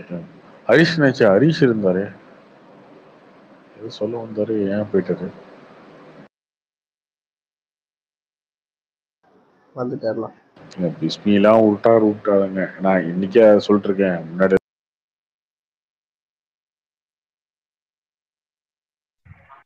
எலெக்ஷன்ஸ்னால ஐபிஎல் வந்து ப்ரீபோன் ஆகுதாமா தெரியும் அப்படின்னு சொல்றேன். இன்னைக்கு நான் தான் சொல்லிட்டு இருக்கோம். ஃபியூச்சர்ல நிறைய வர வேண்டியிருக்கு. பிரதர், இதுக்கு முன்னாடி பேசுனீங்க என்னமோ அபியூஸ் பண்றாங்கன்னு. ஜென்ரலா யாருன்னு தெரியாம ஐடியா பார்த்துட்டு சும்மா இவங்க அவங்கன்னு சொல்ல வேணாம். நிறைய அபியூஸ்லாம் கண்ட்ரோல் பண்ணியாச்சு, கரெக்டான இதுல போயிட்டு இருக்காங்க. பேசுறது கேக்குதா? கேக்குது ஹரிஷ், நான் விஜய் ஃபேன் தான் பேசுறேன். நம்மளுக்கு தெரிஞ்ச ஐடி நான் ஆல்ரெடி ஃபாலோ பண்ணிட்டு இருக்க ஐடியில எதுவும் கெட்ட வார்த்தை எதுவும் வரல. ஆனா சம்பந்தம் புதுசு புதுசா வருது, அது ஃபேக் ஐடியான்னு டவுட்டா இருக்கு எனக்கு. அதனாலதான் கேட்டேன். இன்னைக்கு மட்டும் 4 ஐடியா நான் பிளாக் பண்ணேன். போய் சொல்ல முடியாது, ஜெனரலா சொல்லிக்கலாம். அதாவது யாரும் அபியூஸ் பண்ணாதீங்க அப்படின்னு சொல்லிக்கோங்க. அரசியல் சொல்லும் போது என்னமோ இவங்க மட்டும் நம்ம மட்டும் பண்ற மாதிரி மீனிங் ஆயிடும். இல்ல நான் அப்படி மீன் பண்ணல. நம்ம யாரும் அதை வந்து லைக் பண்ணவோ ஷேர் பண்ணவோ வேணான்றேன். அவங்கள வந்து பேட் வேர்ட்ஸ் பண்ற எந்த ஒரு ட்வீட்டையும் நம்ம பண்ண வேணாம்னு சொல்றேன். அதை சொல்லிட்டு இருக்கேன்.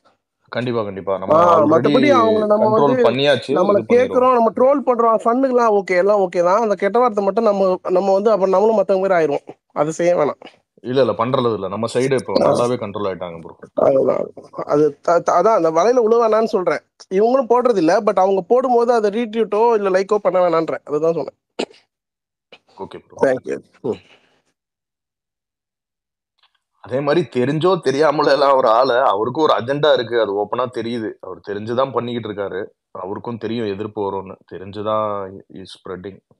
அதாவது தெரியாம பண்ண தப்பு கிடையாது அவர் பண்ணது, அதாவது தெரியாம பேசிட்டேன் அப்படின்னு கிடையாது, ஒரு அஜெண்டாவோட கிளியர் கட்டா பேசுறாரு. ஆமா ஆமா ஆமா, அவர் அப்படிதான் பேசுறாரு. இல்ல நான் சொல்றேன், ஜேர்னலிஸ்ட்ன்ற ஒரு போர்வை இருக்குல்ல, அதுக்கு சொல்றேன். அதனால நம்ம வந்து ட்ரோல் பண்றதோட நிப்பாட்டிக்கணும்ன்றேன். அந்த ஒரு ஒரு ரொம்ப கெட்ட இதுல பேசுறது அந்த மாதிரி சொல்றேன், அபியூசிவ் வேர்ட்ஸ், அதான் சொல்றேன். அதை சொல்றேன், அது நம்ம பண்றது இல்ல. பட் நம்ம பேரை போட்டோ வச்சுட்டு பண்றாங்க, விஜய் சார் போட்டோ வச்சுட்டு செய்யறாங்க அதை.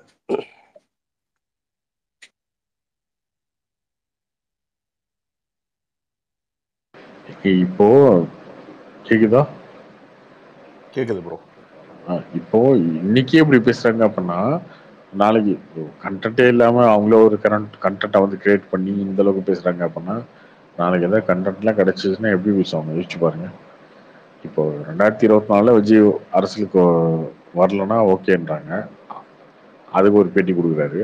அதுக்கப்புறம் வந்ததுக்கு அப்புறம் என்ன சொல்றாரு, யாருக்கு ஆதரவுன்னு சொல்ல அப்படின்னு சொல்லி இவரும் பேசுறாரு, அமீரும் பேசுறாரு. ஓகே, யாருக்கு வந்து ஆதரவு கொடுக்கணும்? இப்போ இதுல ரெண்டு கட்சி இருக்கு இங்க, என்டிஏ இருக்கு, ஐஎன்டிஏ இருக்கு. ஓகே, ஐஎன்டிஏ ஆல்ரெடி ஸ்ட்ராங்கா தான் இருக்கு தமிழ்நாட்டுல. 39 தொகுதியுமே வந்து திமுக கூட்டணி தான் ஜெயிக்க போகுது.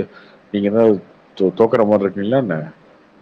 அப்ப ஆதரவு கொடுக்கணும், யாரு கொடுக்கணும்? ஆல்ரெடி ஜெயிக்க போறதுக்கு திமுக தான் ஆதரவு கொடுக்கணும். கொடுத்தா அதையும் கொடுத்தா அப்ப 26 நிக்க முடியாது நீங்க எலெக்ஷன்ல. அப்போ இவங்க என்னன்னா கிளியரா ஒரு அஜெண்டாவோட பேசுறது தான்.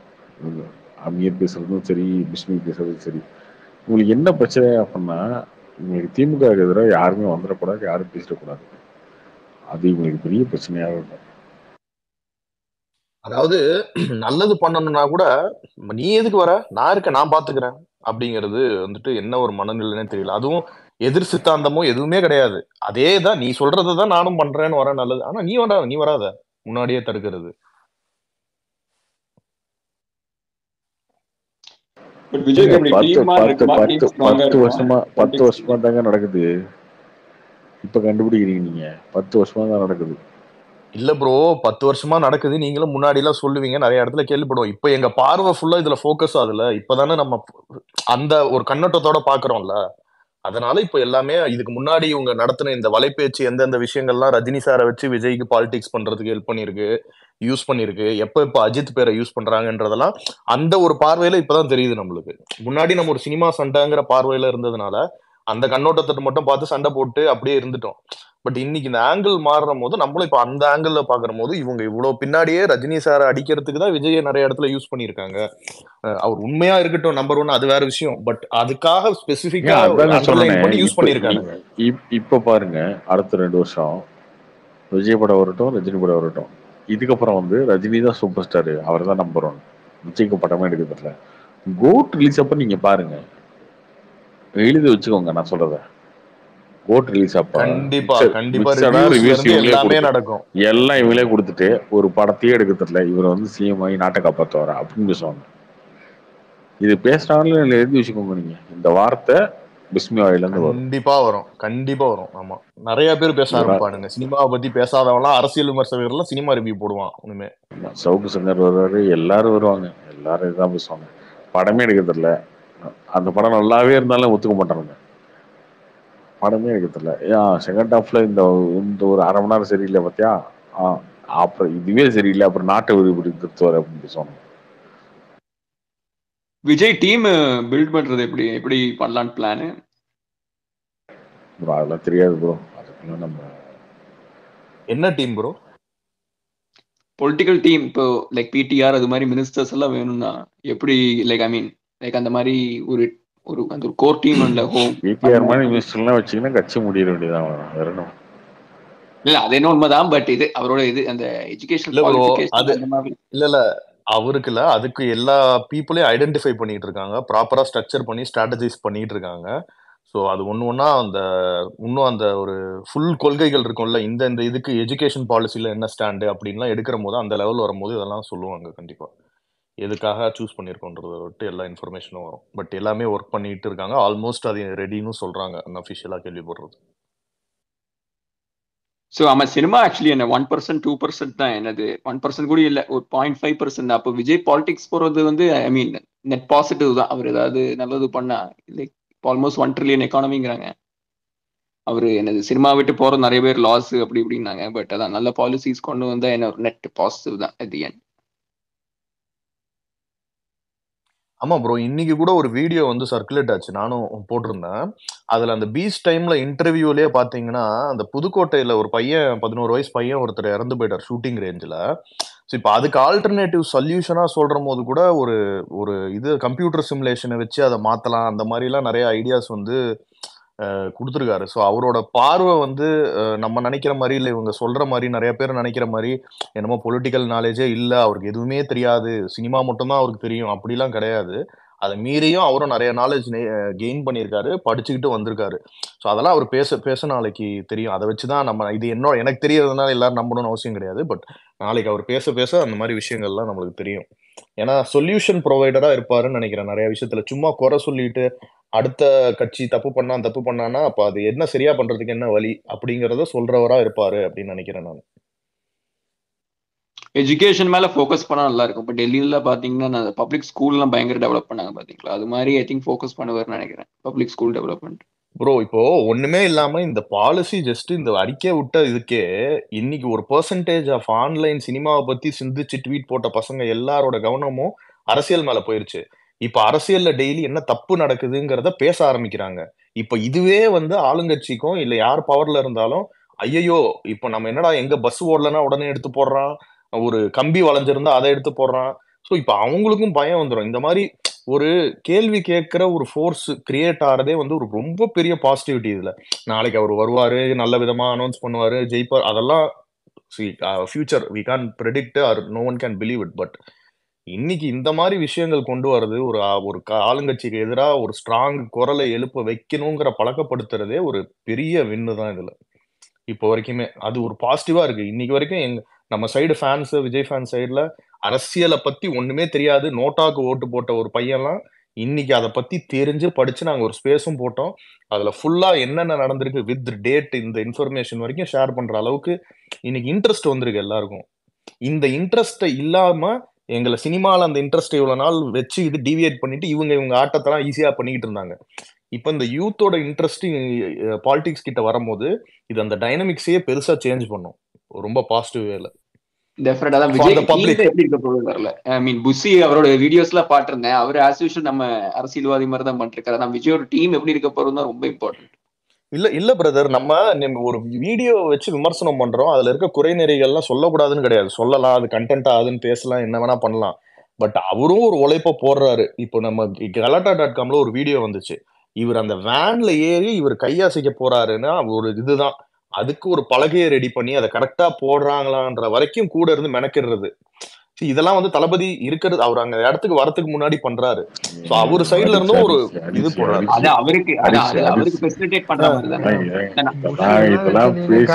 இதெல்லாம் பேசிட்டு இருந்தா ஹரிஷ் எனக்கே ட்ரோல் பண்ணணும்னு தோணுது. அப்படி நான் சொல்லிட்டா இல்ல ப்ரோ, என்ன ப்ரோ ஒரு ஏஜ்ல அவர் பட கஷ்டம் இல்லங்கிறீங்களா? இல்ல அவரு கொஞ்சம் சாமி வேற டாபிக் போங்க, தேவையில்லாம பழகி எடுத்து வச்சாருன்னு. பட் அதை மீறி அவர் உழைப்ப வந்து இல்லன்னு யாரும் சொல்ல முடியாது. அண்ணாமலையும் நல்ல ஸ்ட்ராங் எமர்ஜென்சில இப்போ. Yes correct.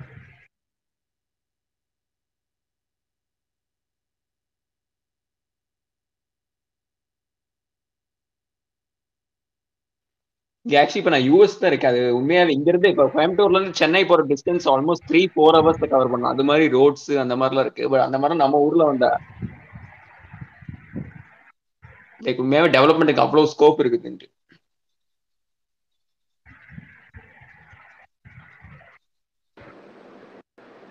யூஎஸ்ல அந்த மாதிரி இருக்கா ரோடு? அவன் சென்னையில வரும் தமிழ்நாட்டிலயும் வரும், இந்தியால வரும். இங்க இருந்து Chennai distance almost 3.5-4 hours cover பண்ணிக்கலாம். கோயம்புத்தூர் சென்னை டிஸ்டன்ஸ்.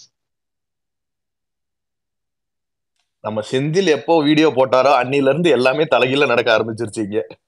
டே ஃபாரின் அளவுக்கு வேணாடா, தமிழ்நாடு முதல்ல தமிழ்நாடு மாதிரி வச்சிருங்கடா அப்படிங்கிற லெவலுக்கு வந்துருச்சு.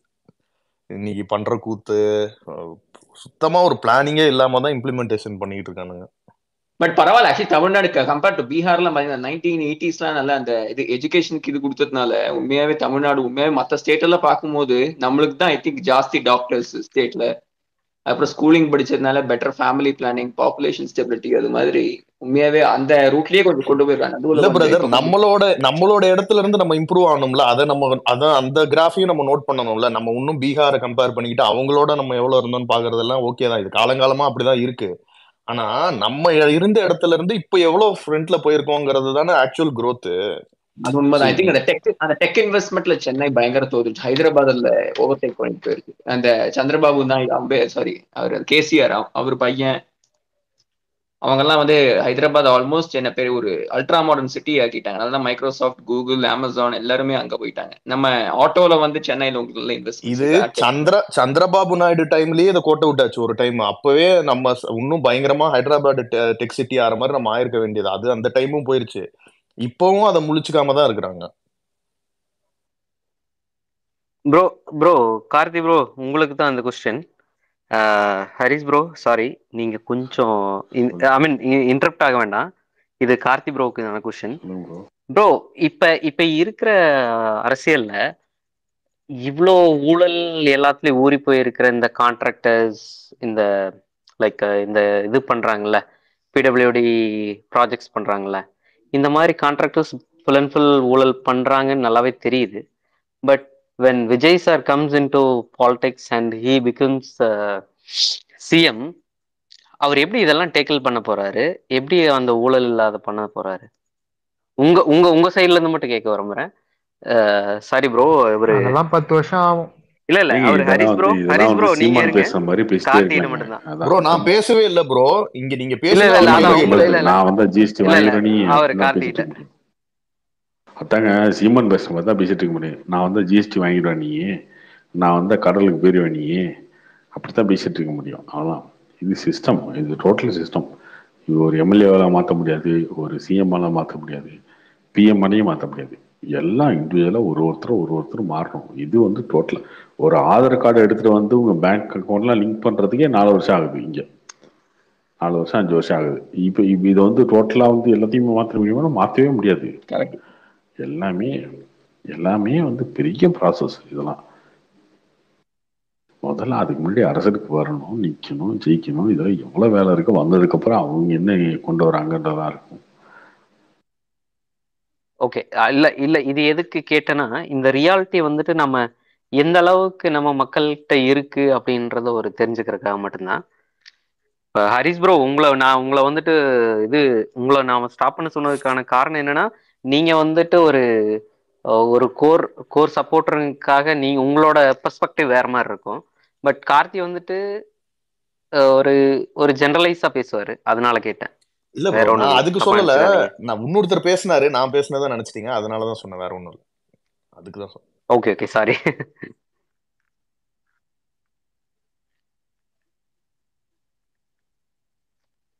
இங்க தமிழ்நாட்டுல எப்படி சிங்கிள் ஸ்கிரீன்ஸ் அடுத்த ஒரு 10 years இருக்குமா, இல்ல கம்ப்ளீட்டா எல்லாமே இங்க யூஎஸ் மாதிரி மல்டிபிளெக்ஸாவே எல்லாம் மாறிடுமா ஒரு 10-20 yearsல?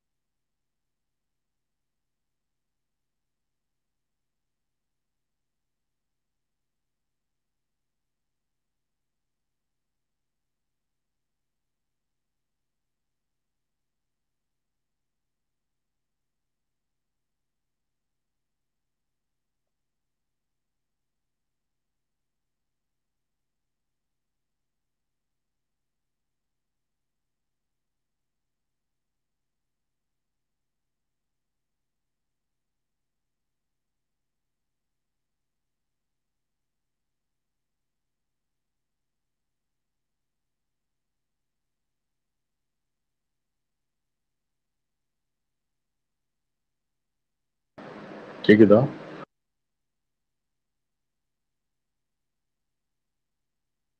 கேக்குதா?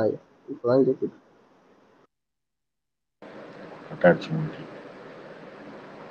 கேக்குதா? இப்போ ஏதோ பக் ஆயிருச்சுன்னு நினைக்கிறேன் இப்ப நடுவுல. கேக்குது, இப்ப கேக்குது. இப்ப கேக்குது. இல்ல நிறைய வந்து யங்ஸ்டர்ஸ் கிட்ட எல்லாருமே எல்லாத்துக்கிட்டையும் என்ன இருக்குன்னா, இவர் சிஎம் ஆயிட்டாருன்னா இவர் பிஎம் ஆயிட்டா, ராகுல் காந்தி பிரைம் மினிஸ்டர் ஆயிட்டா, ஆஹ் விஜய் சிஎம் ஆயிட்டா, எடப்பாடி சிஎம் ஆயிட்டா, அண்ணாமலை சீட்டு. இப்ப இதுல எதுவுமே சேஞ்சஸ் நடக்காதுங்க. எல்லா சேஞ்சஸுமே வந்து எப்படின்னா, இப்போ நீங்க தொப்பம் வந்துருச்சு, ஜிம்முக்கு போறீங்க, முதல் நாள் போய் ஜிம்மில் சேர்ந்துறீங்க, அது சேஞ்ச். ஆனா தொப்பை உடனே ஒரே நாள்ல மாறிடாது. ஜிம்முக்கு போறன்றது வந்து அதுக்கான முயற்சி. அந்த முயற்சி தான் அது. ஆட்சி மாற்றம் அப்படின்றது வந்து முயற்சி. Okay right. அதுக்கப்புறம் அது நீங்க டெய்லி போய் ஜிம்முக்கு போய் கரெக்டாக இந்த இதெல்லாம் ஒர்க் அவுட் பண்ணீங்கன்னா தொப்பை குறையுன்ற மாதிரி தான். இந்த சிஸ்டம் சேஞ்ச் எல்லாம் வந்து உடனே ஒரே ஒருத்தர் வந்து அவன் மாத்திர முடியும் அப்படிலாம் பார்த்தா இந்தியாவில் எவ்வளவோ கட்சிங்க வந்திருக்கு, எவ்வளவு பேர் மாறி இருக்காங்க, அதெல்லாம் நடக்காது.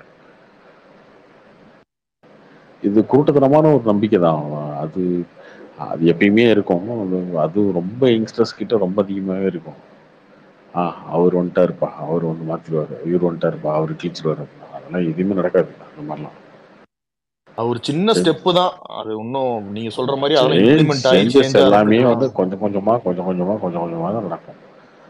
கொஞ்சம் கொஞ்சமா மீன்ஸ் நான் சொல்றது வந்து 5 வருஷம் 10 வருஷம் ஆகும். எல்லாமே ஒரு விஷயம் மாறுறதுக்குமே ஒரு 10 வருஷம் ஆகும். இல்ல ஆனா அது அந்த மாற்றம் தான் ஆரம்பம். அது நடக்கலன்னா இது இன்னும் ஒண்ணுமே அப்படியே இருக்க வேண்டியதுதான், ஸ்டாக்னண்டா. அப்புறம் ஊழலே இல்லாம ஒரு நிர்வாகத்தை அரசாங்கம் நடத்த முடியாதுன்னு நினைக்கிறீங்களா? எது கார்த்திக் ப்ரோ, எது நீங்க சொன்னீங்கல்ல ரோடு போடுறது எல்லாமே ஊழல் நடக்கும், அதெல்லாம் தடுக்க முடியாது, சீமான் சொல்ற மாதிரி எல்லாம் பாசிபிளே இல்ல, அதெல்லாம் தடுக்க முடியாது. ஆமா, அவரு இஷ்டத்துக்கு வாய்க்கு வந்து பேசிட்டு இருப்பாருங்க. அது எப்படி தடுக்க முடியும்? இல்லைன்னா இப்ப ஒரு எம்எல்ஏ நேர்மையான ஆளா இருந்தா அந்த இடத்துல நடக்கிற பணிகளுக்கு சொன்ன எத்தனை பேர்த்து நீங்க ஓகே எத்தனை பேர்த்த கண்டுபிடிப்பீங்க இந்த மாதிரி எம்எல்ஏவை, ரோடு போடுறவன், கான்ட்ராக்டர், அது கூட சப் கான்ட்ராக்டர் இருக்கிறவங்க எல்லாமே என்ன பொறுத்து எனக்கு தெரிஞ்ச வரைக்கும் நேர்மையான நபர்கள் தான். இப்போ ஒவ்வொரு பொருட்களுக்கு ரேட் எப்படி, எவ்வளவு ரூபாய் இதுக்கு செலவாகும் நமக்கு தெரியும். காசு வாங்கிட்டு இருக்காங்கன்ற விமர்சனம் ஆம்டம்ல இருந்து கட்சியில வந்தவங்களே சொல்லிட்டு இருக்காங்க. அதுக்கு என்ன சொல்லுவீங்க நீங்க? அந்த குற்றச்சாட்டு தெரியல. நான் நேரடி சாட்சியாட்டு நான் இருக்கேன். எங்க பேரூராட்சியில 2 பேரு கவுன்சிலரா வின் பண்ணவங்க இருக்காங்க. ஆனா பேரூராட்சி தலைவராட்டு இருக்கிறவர் இப்பவுமே ஊழல் பண்ணிட்டு இருக்காரு. அதை தடுக்கிறதுக்கான வேலைகள் நாங்க பண்ணிட்டு இருக்கோம். எங்க ஊரு பேரு கல்லுக்குட்டம் பேரூராட்சி, கொளச்சல் தொகுதி. நீங்க நான் சொல்றது நாம் தமிழரே வந்து காசு சம்பாதிக்கிறதுக்கும் அவர் வந்து சொகுசா வாழ்றதுக்கு தான் வந்து கட்சி நடத்துறாருன்னு சொல்லி நாம் தமிழ் வந்து இப்ப வெளில வந்து பேசியிருக்காங்களே, என்ன பண்ண முடியும்? அதுக்கு என்ன பதில் வச்சிருக்கீங்க? அது கட்சியை விட்டு நீக்கப்பட்டவங்க எல்லாம் நீங்கிறவங்க எதிராக தானே பேசுவாங்க, அது தெரிஞ்சது தானே. அது கூடிய இருந்தவங்க தானே இத்தனை வருஷமா அப்படின்னு கட்சி விட்டு நீக்கப்பட்டவங்க கூடிய இருந்தவங்க பேசிருக்காங்க. அது இல்லன்னு மறுக்க முடியாதுல்ல, இல்லன்னு யாராலும் மறுக்க முடியாது. சொல்றேன், இல்லன்னு மறுக்கவே முடியாது. ஒவ்வொரு நிகழ்ச்சிக்கும் திரள் நிதின்னு சொல்லிட்டு 1000 ரூபா 2000 ரூபா அப்படி 500 ரூபா அப்படின்னு உலகம் ஃபுல்லா இருக்கிறவங்க, வெளிநாட்டுல வேலை செய்யறவங்க, தமிழ்நாட்டை சார்ந்தவங்க எல்லாருமே கொடுத்துதான் ஒவ்வொரு கட்சி நிகழ்ச்சியுமே நடத்திட்டு இருக்கோம். அது போய் அது உண்மை, நிதர்சனமான உண்மை. ஒவ்வொரு தொகுதியில உண்மையெல்லாம் வந்து ஏங்க எல்லா உண்மையும் எனக்கு தெரியும். நீங்க சும்மா அதாவது இல்ல நான் எதுக்கு சொல்ல வரேன்னா, ஊழலை விழிக்கவே முடியாது, நிர்வாக சீர்கேடை சரியே பண்ண முடியாதுன்னு சொல்றீங்கல்ல, அது ரொம்ப தவறு. நம்ம தான் மாறணும்னு சொல்றது அதுதாங்க அது பண்ண முடியும். ஆனா கீழே வைக்கதான் சரியாகும். இப்போ உங்க தலைமை மேலதாங்க புகாரு. உங்க தலைமை மேலதான் புகாரு. இன்னொன்னு ஒழிச்சிருங்க. உங்க தலைமை மேலதான் புகாரு. இன்னொன்னு நாம் தமிழர் வந்து ஜெயிக்க போற கட்சியெல்லாம் கிடையாது. ஓகேவா? அது விட்டுருங்க, கிடையாது. இல்ல அது உங்களுடைய நம்பிக்கைன்னு வச்சுக்கோங்க. நான் சொல்றது என்னோட ப்ரெடிக்ஷன், அவ்வளவுதான். ஜெயிக்க போற கட்சியெல்லாம் கிடையாது. இந்த தமிழ்நாட்டுல ஆள போற கட்சியெல்லாம் கிடையாது. அதை பத்தி பேச வேண்டிய அவசியமே இல்லை. இல்ல நீங்க சொன்னீங்க இல்ல, சீமான் சொல்ற மாதிரி எல்லாம் பாசிபிள் இல்ல, அந்த மாதிரி அதுக்கு சொல்றேன். ஆமாங்க. அப்புறம் ஒவ்வொரு நாடுகள்லயும் இப்போ சிங்கப்பூர்ல ஒருத்தர் இருந்தார், அவர் அங்க நேர்மையாட்டு இருக்க முடியுது. எல்லா நாடுகள்லயும் நிறைய தலைவர்கள் நேர்மையா இருந்தாலும் சிங்கப்பூர்ல இருந்தீங்களா? எத்தனை வருஷம் இருந்தீங்க சிங்கப்பூர்ல? சிங்கப்பூர்ல போய் இருந்தீங்களா? எத்தனை வருஷம் இருந்தீங்க சிங்கப்பூர்ல? ஆட்சி பண்ணதை பற்றி கேள்விப்பட்டிருக்கேன் தானே. சிங்கப்பூர்ல எத்தனை வருஷம் இருந்தீங்க சொல்லுங்க. நான் யூரோப்ல தான் இருக்கேன் சொல்றேன். அப்புறம் என்ன சும்மா யூரோப் எப்படி இருக்கு? யூரோப் நல்லா தான் இருக்கு. யூரோப்ல வந்து அரசியல் ஊழல்லாம் இல்லையா? இல்ல ஊழல் இல்ல, இருந்த மாதிரி இல்ல, எனக்கு தெரிஞ்ச வரைக்கும் இல்ல. யூரோப்ல எந்த கண்ட்ரி? போலண்ட். போலண்ட் இது கம்யூனிஸ்ட் கண்ட்ரி. ஹலோ, அந்த ஊர் நாமல் தமிழர் கட்சிக்காரனை கேட்டாதான் தெரியும் ஊழலை பத்தி. இல்ல ஒரு நிமிஷம்ங்க. அவர் வந்து வெளிநாட்டுல இருக்கனால அவர் நாம் தமிழர் பெருசா நினைச்சு பேசிட்டு இருக்காரு. சீமான பேட்டியில வந்து இந்த யூடியூப்ல பார்த்து பேசிட்டு இருக்காரு. ஆனா தமிழ்நாட்டுல வந்து அவங்களால ஒரு கவுன்சிலர் கூட ஜெயிக்க முடியாது, எம்எல்ஏ கூட ஜெயிக்க முடியாதுன்றது அவருக்கு இன்னும் தெரியல. அதனால 117 எம்எல்ஏ ஜெயிக்கணும், ஆனா ஒண்ணு கூட இது வரைக்கும் நம்பர் 1 கொண்டு ஒன்று ஆரம்பிக்கல அப்படின்றது அவருக்கு இன்னும் தெரியல. அது பச்சை முட்டை தான் அப்படின்னு பேசிட்டு இருக்காரு. அவரு பச்சை முட்டை ரெடியா இருக்குன்னு பேசிட்டு இருக்காரு. இன்னொன்னு ஓகே, அது ரசிகருக்கு ஒரு கூட்டம் இருக்குல்ல. இப்ப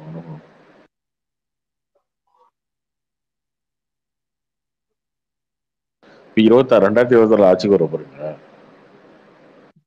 நான் பேசுறது கேக்குதா? 2026 ஆட்சிக்கு வர போறீங்களா நாம் தமிழர்? நீங்க பேசுறது எனக்கு கேக்குது, நான் பேசுறது உங்களுக்கு கேக்குதான்னு? கேக்குதுங்க. 2026 நாம் தமிழர் ஆட்சிக்கு வரப்போதா? 26 வந்துருவோம் சொல்ல முடியாது. ஆனா 14 சாரி 2024 நாங்க 12 to 14% மேல ஓட்டு வாங்க.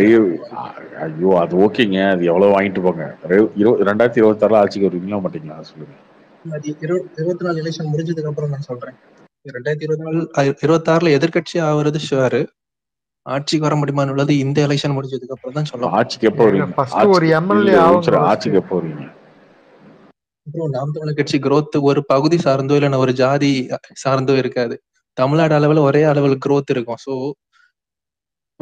ஜெயிக்கும் போது மொத்தமா எல்லாரும் ஜெயிக்கிற அந்த ரேஞ்சுக்கு தான் வளர்ச்சி வரும். 1.1 to 3.8, 3.8 to 6.9. இனி இந்த எலெக்ஷன்ல எனக்கு ப்ரெடிக்ஷன் 12 to 13% மேல இருக்கும்.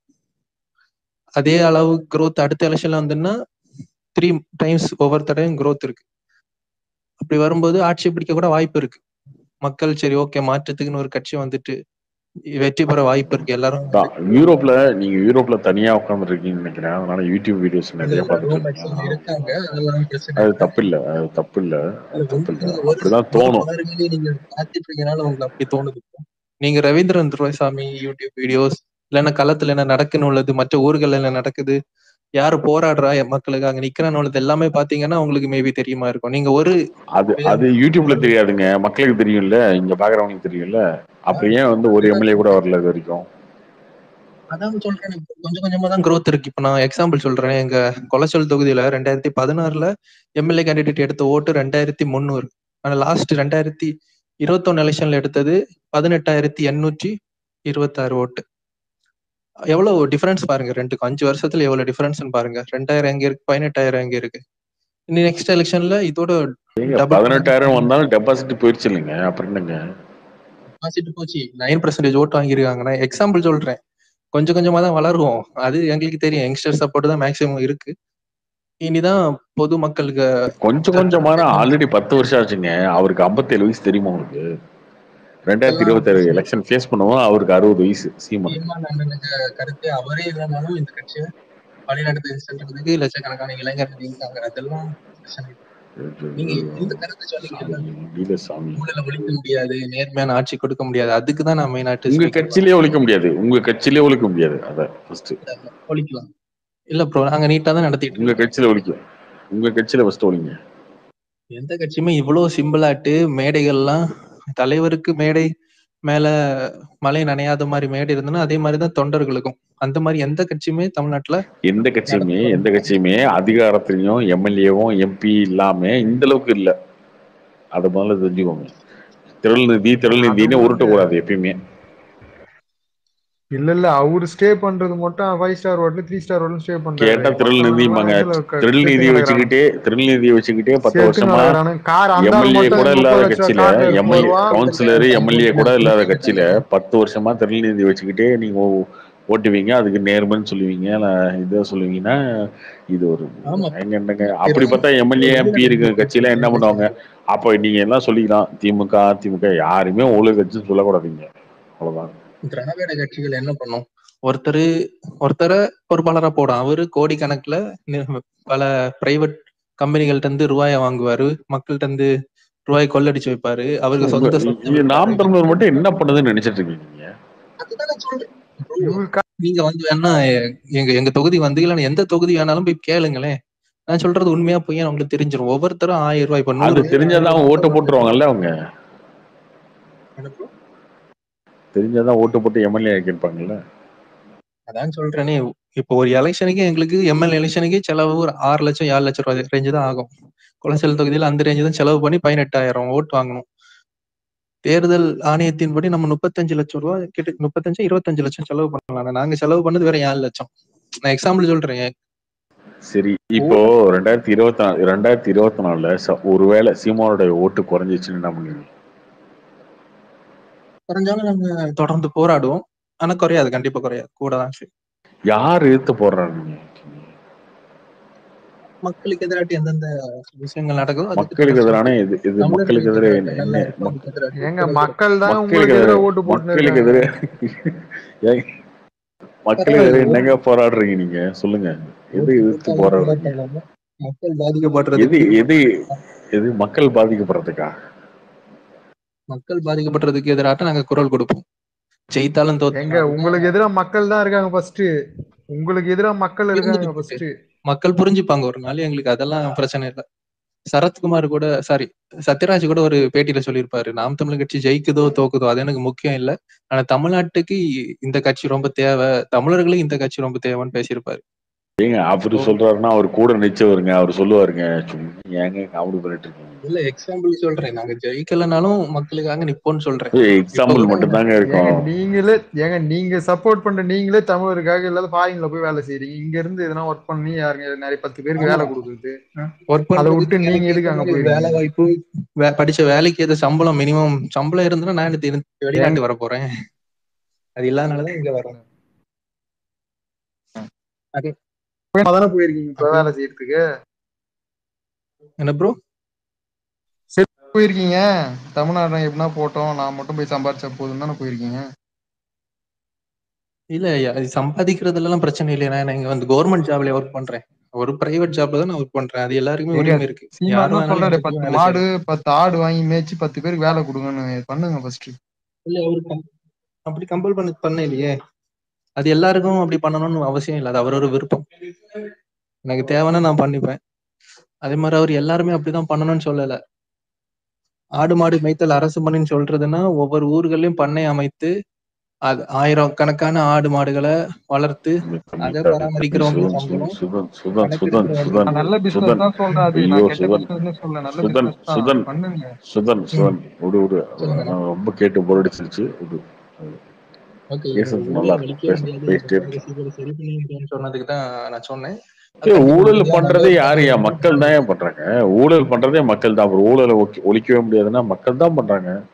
எல்லாரும் தான் மாறணும். லஞ்சம் நீ தானே கொடுக்குற. யாரு கொடுக்குறா? நீ தான் கொடுக்குற, நானும் தான் கொடுக்குறோம், எல்லாரும் தான் கொடுக்குறோம். நம்ம தானே கொடுக்குறோம் லஞ்சம். அப்புறம் ஊழல் ஒல்லின்னு அரசியல் மட்டும் பேசிட்டு இருந்தா என்ன அர்த்தம்? அது அதான் சொல்லுங்க பாப்போம்.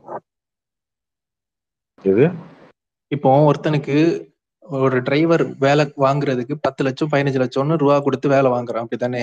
அவன் டிரைவர் ஒர்க் பண்ணச்சும் அவனுக்கு மாச சம்பளம் 40,000 ரூபாய் வருதுன்னு வைங்க. அவனால அவன் அந்த அமைச்சருக்கோ இல்லைன்னா எம்எல்ஏக்கோ கொடுத்த 15 லட்ச ரூபாய மீட்க முடியல. சாரி, டிரைவர் ஊழல் பண்றது வாய்ப்பு இல்ல. நான் எக்ஸாம்பிள் சொல்றேன். கவர்மெண்ட் ஆபீசர்ஸ் ஊழல் பண்ணுவாங்க. உனக்கு தெரியாதுன்னு சொல்லு. அது கம்மியா இருக்கும். நான் எக்ஸாம்பிள் சொல்றேன்.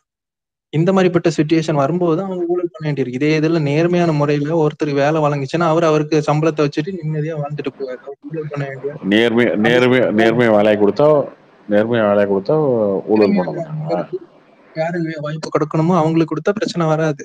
அதே மாதிரி ஓட்டுக்கு காசு கொடுக்கறது நம்ம தெரிஞ்சவர். படிச்சுட்டு மெரிட்ல வந்த எவ்வளவோ ஆபீசர்ஸ் இருக்காங்க கவர்மெண்ட்ல. எவ்வளவு பேர் இருக்காங்க ஊழல் பண்ணாம? அப்படின்னாதான் நடவடிக்கை எடுக்கிறாங்களா இப்போ உள்ள ஆட்சிகள்ல? சொன்னாலும் நடவடிக்கை எடுக்கிறது இல்ல. ஆனா நேர்மையான ஒருத்தன் மேல ஆட்சி வந்துட்டாங்கன்னா தம்பி நீ பாரு அண்ணனுடைய பேட்டி கேட்டு டியூன் ஆகி பேசிட்டு இருக்க நீங்க. இல்ல நீங்க சரியா நான் வந்து அண்ணனுடைய பேட்டி கேட்டு வந்து காமெடியா நினைச்சு ட்ரோலா நினைச்சு பேசிட்டு இருக்கேன். நானு ரெண்டுத்துக்கு வித்தியாசம் இருக்கு. இருக்குது ரியாலிட்டி தெரியாத பேசிட்டு இருக்கீங்க ப்ரோ. பயம் இல்லாத ரியாலிட்டியில அவர் பேசிட்டு இருப்பாரு.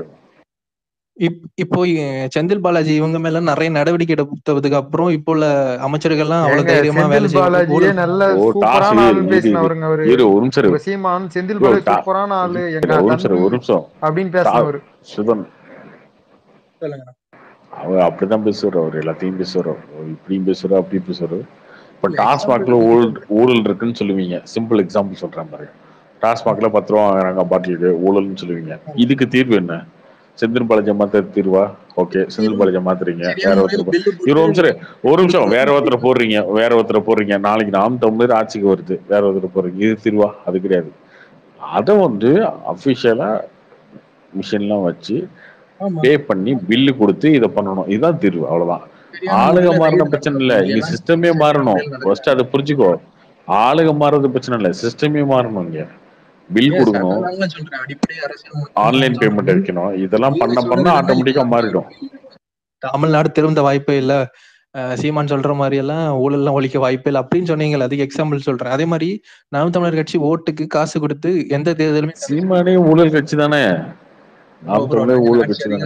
எங்க பதவிக்கு காசு வாங்கிட்டு அது இல்லாமலே அங்க காசு வாங்கிட்டு இருக்கீங்க.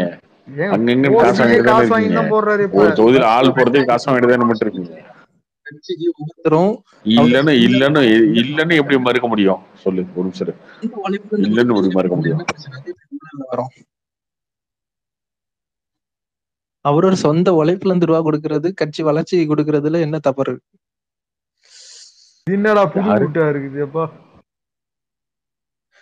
நீங்க வெப்சைட் ஒன்னு இருக்கு, டொனேட் namtamila.org ஒரு வெப்சைட் இருக்கு. அதுல போய் பாருங்க எத்தனை பேரு எத்தனை ரூபா, லட்சக்கணக்கான பேருக்கு நேம் லிஸ்ட் இருக்கும். ஒவ்வொருத்தர் 500 ரூபா, 100 ரூபா, 10 ரூபா கொடுத்த நபர்கள் கூட இருப்பாங்க. அவ்வளவு பேரை நம்பி ஏமாத்தி இருக்கிறான் உங்க ஆளு. அதுதான் நடந்துட்டு இருக்கு. ஏதான் என்னடா எப்படி செலவு பண்றாருன்னு பார்த்தா இதான் நடக்குது போல. ஏமாத்துறீங்க எல்லாரும். உங்களுக்கு திமுக, பிஜேபி, காங்கிரஸ் எல்லாம் நல்ல கட்சி, ஆட்சிக்கே வராத நாம் தமிழர் கெட்ட கட்சி. எங்க நாங்க நல்ல கட்சின்னு எந்த கட்சியுமே சொல்லுங்க. எல்லா கட்சியும் ஊழல் இருக்கு, எல்லாத்துலயும் இருக்கு. நீங்க சொல்றது நீங்க ஒண்ணுமே இல்லைன்னு சொல்றீங்கல்ல, அதுக்குதான் கேள்வி கேக்குறோம். எல்லா கட்சியும் ஊழல் இருக்கும், எல்லாத்துலயும் இது இருக்கும், கரப்ஷன்.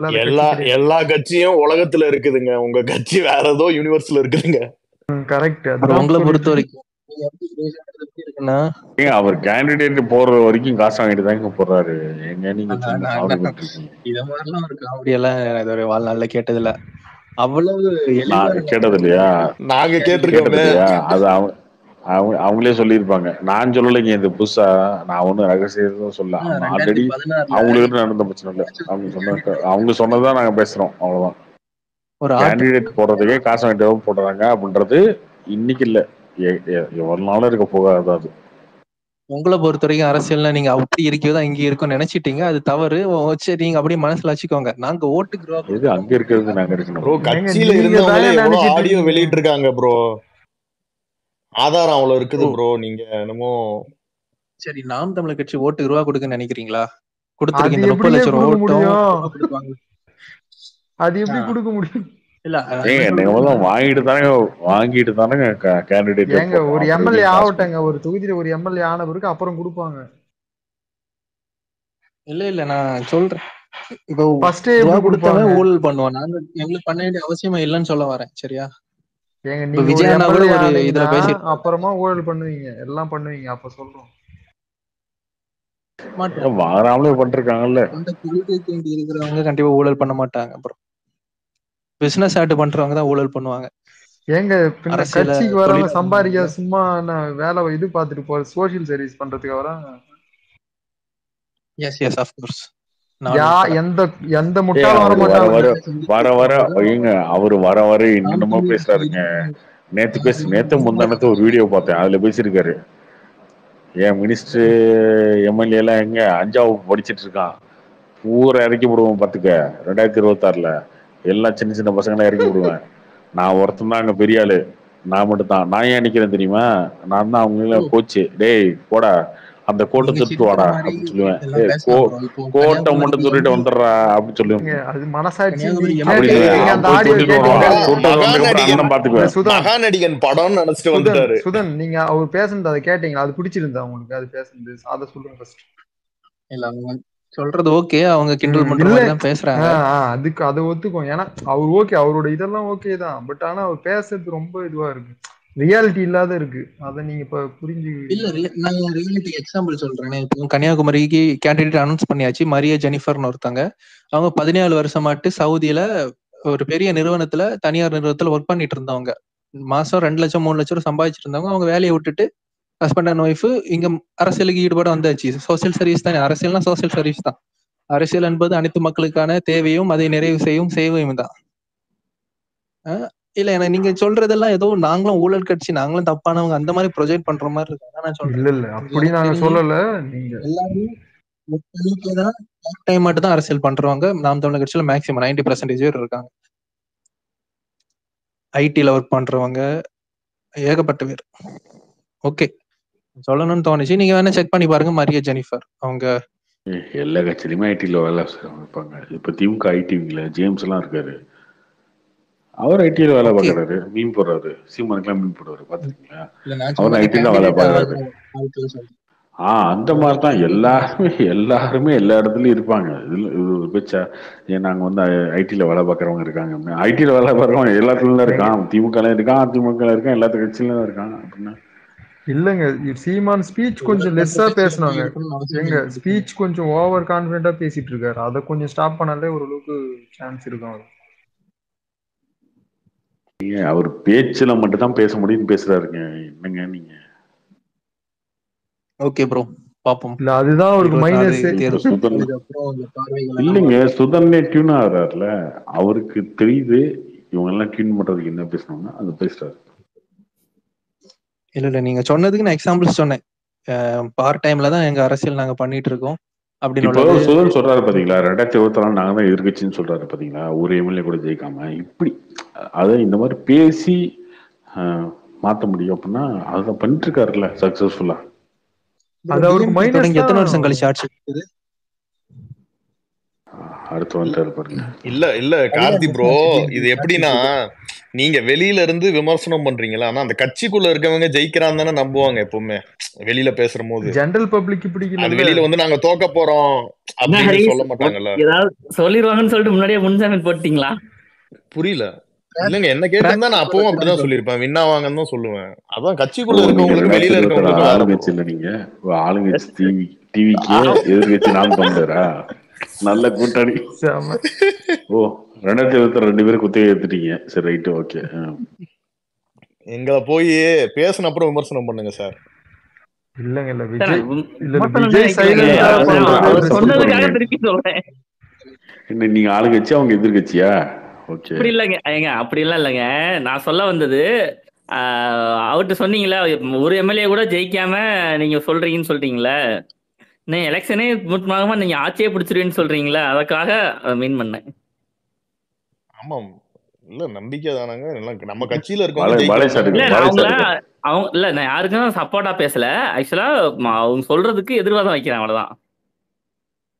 ஒரே ஒரு விஷயம் தான், காமராஜர் ஆட்சி பண்ணச்சும் அவர் ஒரு நேர்மையான தலைவர். அவரு சரியா இருக்கச்சும் கீழே உள்ளவங்களும் சரியா இருந்தாங்க. எல்லாம் நேர்மையான முறையில நடந்தது. அதே மாதிரி ஒரு நல்ல லீடர் வரைச்சும் எல்லாமே நிர்வாக செயல்களை ஒழிக்க முடியும். சோ அந்த மாதிரி மட்டும் நெகட்டிவா பேசி இளைஞர்களை ஒரு தவறாட்டு மீன்ஸ் வாய்ப்பில்லை அப்படின்னு மனசோர்வு ஏற்படுத்த வைக்காதீங்க. அதை மட்டும் தான் சொல்ல. அண்ணன் தான் இதை முடிவு பண்ணணும். சுதன் அண்ணே இதை முடிவு பண்ணிட்டாருன்னா சரியாயிரும். என்ன பேசலான்னு நீங்களே சொல்றீங்க ஜோக்கா இருக்குதுன்னு. இல்ல நீங்க ஜோக்கா இருக்குதுன்னு நீங்களே சொல்றீங்கல்ல, அந்த மாதிரி பேசக்கூடாதுல்ல. அவர் பேச்ச இது கண்டென்ட் ஆகுதுன்னு தெரிஞ்சு அதே மாதிரி தான் பேசிட்டு இருக்காருல்ல. அவரே இப்ப சிஎம் ஆனா அதுதான் தெரியும். இவர் சுதனுக்கு அப்பதான் புரியும். ஒரு மேடையில பேசுறாரு. இல்லங்க சீமான் மேடையில 1.5 மணி நேரம் உங்களுக்கு புரியும் அவரோட இது கேரக்டர் என்னன்னு. இல்ல இப்போ அவரு ரியாலிட்டிக்கு ஆப்போசிட்டா பேசுறாருல, அத வந்து நம்ம எப்படி அதை வரவேற்கிறது? என்ன அவரு ரியாலிட்டிக்கு ஆப்போசிட்டா பேசுறாரு. அது வந்து எப்படி மக்கள் வந்து ஒரு நார்மல் பர்சன் வந்து அதை எப்படி வர வைப்பாங்க? சீரியஸா எடுத்துக்க மாட்டாங்கல்ல, காமெடியா தானே பார்ப்பாங்க. அது சொல்றாரு. 1 hour பேசுறதுல 1-2 விஷயங்கள், அதாவது ஒரு 2 minutes விஷயங்கள் காமெடியாவோ இல்ல ரியாலிட்டிக்கு மாறாவோ இல்ல இல்லங்க, ஃபுல்லா மேபி காலி நடக்க 2 பண்ணிடுறீங்க. நிமிஷத்துல நீங்க வாய்ப்பு சொல்றதுல இல்ல. இப்ப ஒரு பொதுவா ஒரே வரியா சொல்றாரு, நான் ஜிஎஸ்டியே கட்ட மாட்டேன், அதை வந்து என்கிட்ட வாங்கிக்க சொல்லு இப்படின்னு பேசுறதுல எந்த ஒரு லாஜிக் சரி, இருக்கு? நான் கேக்குறேன். அவருக்கே தெரியலங்க, ஜிஎஸ்டி கம்ப்யூட்டரைசேஷன் சிஸ்டம் எக்ஸாம்பிள் அப்படின்றதே தெரிய மாட்டேது அவருக்கு என்னங்க பண்றது. இங்க ஜிஎஸ்டி காசை காசை கொடுன்னு இருக்க சிஎம்ல கேட்டுட்டு இருக்காங்கன்றது அவருக்கு தெரியாது. தெரிஞ்சாதானே பேசுறதுக்கு. நம்ம நான் இப்போ யாரு, உங்களுக்கு நம்ம டுபாக்கூர் அந்த மாதிரிதான். நான் ஒரு எக்ஸாம்பிள் சொல்றேன். உங்களுக்கு இப்போ ஒருத்தர் கொலை மிரட்டல் கொடுத்துட்டு இருக்காரு, உன்னை கொன்னுடுவேன் மீன்ஸ் மிரட்டிட்டு இருக்காருன்னு வச்சுக்கோங்க, பிளாக்மெயில் ஏதோ பண்ணிட்டு இருக்காரு அப்படின்னு. அப்போ நமக்கு நல்லா எக்ஸ்ட்ரீம் லெவல் கோவம் வருது. என்னடா நம்ம நேர்மையா இருக்கோம், ஆனா நம்மள ஒருத்தன் கொன்றுவேன்னு சொல்றான், நம்மள்ட்ட இருந்து ரூபாயை பிடிங்கிட்டு போறான், நம்ம நேர்மையா இருக்கும் அப்படின்னு அப்படி ஒருத்தன் திருட்டு தானே பண்ணிட்டு நேர்மையே இல்லைங்க. இருக்கான். இல்ல நான் தமிழ்நாட சொல்றேன் எக்ஸாம்பிளுக்கு. இப்போ ஜிஎஸ்டி நம்ம கொடுக்குற ரூபா ரிட்டர்ன் வரல அப்படின்னா கோவத்துல நம்ம தானே சொல்லுவோம், உனக்கு நான் 500 ரூபா தர மாட்டேன், ஜிஎஸ்டி நான் உனக்கு எடுத்து தரோம், நீ எனக்கு திருப்பி தரியா அப்படின்னு கோவத்துல சொல்றதுதான். அது பாசிபிள் இல்லையான்னு உள்ளதெல்லாம் ஒரு பார்க்க வேண்டியதுதான். ஆட்சி அதிகாரத்தை வந்து ஃபர்ஸ்ட் உங்களுக்கு தெரியுமா, எஜுகேஷனுக்கெல்லாம் சென்ட்ரல் கவர்மெண்ட்ல இருந்து எஜுகேஷன், ரேஷன் ரைஸ் எல்லாத்துக்குமே சென்ட்ரல் கவர்மெண்ட்ல இருந்து 50% சப்சிடி வருது. அது தெரியுமா ஃபர்ஸ்ட் உங்களுக்கு? அதெல்லாம் தெரியாது, சொல்லிட்டு இருக்கிறீங்க. ஏங்க அவரு ஈசிஆர் பங்களால இருந்துகிட்டு 80 லட்ச ரூபாய் கார்ல வந்துட்டு அஃபிடவிட் வந்து தாக்கல் பண்ணுவாரு. எலெக்ஷன் நிக்கும் போது என்கிட்ட சொத்தே இல்ல ஒண்ணு இல்லைன்னு வந்து தாக்கல் பண்ணுவாரு. ஏங்க சும்மா இதை கேட்கறவங்க கேனைய நீங்க பேசுறதுதான் நியாயம். சென்ட்ரல் கவர்மெண்ட் கான்ட்ரிபியூஷன் இல்லாத நீங்க ஸ்டேட் கவர்மெண்ட் ரன் பண்ணவே முடியாதுங்க. ஃபர்ஸ்ட் ஜிஎஸ்டி விட்டுருங்க, நீ மத்த விஷயத்துல எல்லாம் சென்ட்ரல் கவர்மெண்டோட கான்ட்ரிபியூஷன் இல்லாத ஸ்டேட் கவர்மெண்டே நீங்க ரன் பண்ண முடியாது. நம்ம டாக்ஸ் 1 ரூபா கொடுத்தோம்னா நமக்கு ரிட்டர்ன் வரது 20 பைசா. அந்த டாக்ஸ் எல்லாம் விடுங்க, அந்த டாக்ஸ் எல்லாம் விட்டுருங்க. அந்த கேஷ் இல்லாதையே சென்ட்ரல் கவர்மெண்ட் கான்ட்ரிபியூஷன் ஹெவியா இருக்கு எல்லா ஸ்டேட்டுக்கும்.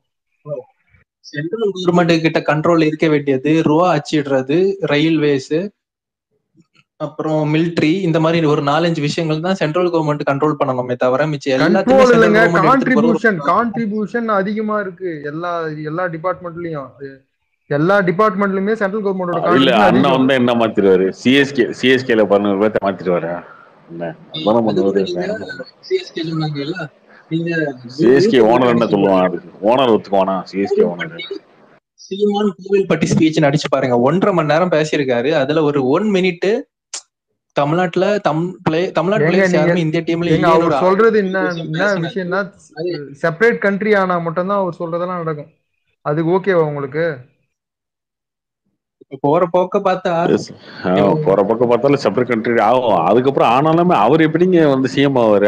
அவர் எப்படி அதிபரா? ஓகே, கைலாசா ஆல்ரெடி தனியா இருக்கு, அங்க போயிருங்களேன், அதிபர் ஆயிருவாரு. அதிபரா தான் ஆகணும், அவர் வேற வழி கிடையாது. அப்படி தனி கண்ட்ரி. சவுத் டாக்ஸ் மூவ்மெண்ட் இப்போ ஒரு விஷயம் நடந்துட்டு இருக்கு பாத்தீங்களா? சவுத் ஸ்டேட்ஸ் எல்லாம் சேர்ந்து சவுத் ஆக மொத்தத்துல எவனும் நிம்மதியா இருக்க கூடாது. அவர் யாருமே கூட சேர்த்துக்கலையே அதுல மட்டும் அவர் என்ன கூட சேர்த்துட்டாங்களா? இல்ல அது இல்லங்க, சீமான் வந்து யாரும் நிம்மதியா திமுக தாங்க அதையும் பண்ணது, அதையுமே பண்றது திமுக தாங்க பண்றாங்க. அவர் என்ன சீமான சேர்த்துட்டாங்க? ஆக மொத்தத்துல அடிச்சு நீ சாவுங்கடான்றீங்க. அதுதான் நடக்க போகுதுன்னு நடக்கிறதுக்கு ஏற்பாடு பண்றாரு சீமான்.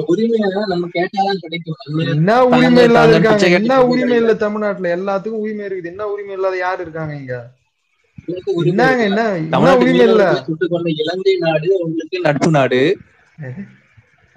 பைத்தியமா இருப்பீங்களாங்க நீங்க எல்லாம்? சாமி, இலங்கைக்கும் இந்தியால இருக்கிற கண்ட்ரிக்கு என்னங்க டிஃபரெண்ட் இருக்கு? ஏங்க அது செப்பரேட் கண்ட்ரில நடக்கிறதுக்கும் நம்ம கண்ட்ரில நடக்கிறதுக்கும் வித்தியாசம். செப்பரேட் கண்ட்ரிங்க, அதுல போய் நீங்க போய் ஹலோ ராம், அண்ணன் ஸ்பீச் எல்லாம் கேட்டிருக்கீங்களா? அவர் அண்ணன் ஸ்பீச் கேட்டு டியூன் ஆகி பேசிட்டு பைத்தியம் ஆயிட்டு இதே மாதிரி பைத்தியம் ஆக்கி வச்சிருக்காங்க. அவனோட சுயலாபத்துக்காக எல்லாரையும் மாத்திட்டு இருக்கான். அது ஃபர்ஸ்ட் உங்களுக்கு புரியுதா என்னன்னே தெரியல. சீமானுக்கு ஜால்ல தட்டி ஒருமையில பேசணும், மரியாதைலாம் பேசுறாங்க. இருக்காத தமிழனா இருந்தா மட்டும் என் கூட, அவனோட சுயலாபம் மட்டும் என் கூட இரு. அவ்வளவு நல்ல நீங்க விஷயங்கள் மரியாதை பேசுறீங்க. மரியாதை எல்லாம் பேசாம பேசாதீங்க. ஃபர்ஸ்ட் ஒரு நிமிஷம் ராம் ஓகே ப்ரோ, நான் இனி போகணும். நான் ஒர்க்குக்கு போயிட்டு இருக்கு. ஹலோ, வேலையை பாருங்க சுதன். ஓகே நன்றி. நல்லபடியா வேலையை பாருங்க. கார்த்திக் ப்ரோ, என்ன கோபி லவர் படம் பார்த்தேங்க. எப்படி இருக்கு? ஏன் என்னங்க இப்படிலாம் இருக்கு? இப்படிலாம் மனுஷன் இருப்பானா? என்னையா வெக்கப்படுற சொல்லு. வெக்கப்படலைங்க, ஆவகம். நீங்க என்னங்க எப்படி சொல்றீங்க வெக்கப்படுறீங்க? சரி, ஏதோ ஒண்ணு படுத்தல சொல்லு. இல்ல நேது டாபிக் பேசுறது எனக்கு புரியல. ஏன்டா வளைச்சு வளைச்சு இப்படி பேசுறாங்க? எதையும் சொல்லிடாதயா, நான் படம் பார்க்கல இன்னும். எதையா சொல்லிடாதயா. இல்ல நான் படம்லாம் சொல்லலைங்க. நான் சொல்றேன், நீ சொன்னீங்கல்ல எல்லாத்துக்கும் ஒரு மூமெண்ட்ல கனெக்ட் பண்ணிக்குவாங்கன்னு. ஆமா, உனக்கு எப்படி கனெக்ட் ஆச்சா இல்லையா? எனக்கு கனெக்ட்லாம் ஆகல. ஆனா நம்ம வந்து ஒரு இப்படி ஒரு வாய்ப்பு வந்ததை நம்ம தவற விட்டமேன்னு ஒரு ஏக்கமா இருக்கு இப்ப. உனக்கு வந்தது வாய்ப்பு வந்து ஆன்டியோட வந்துச்சு. இல்ல லவ்வருக்கும் உனக்கு என்ன சம்பந்தம்? இல்லங்க, அது வந்ததுல உண்மைதான், அது மறுக்கல. ஆனா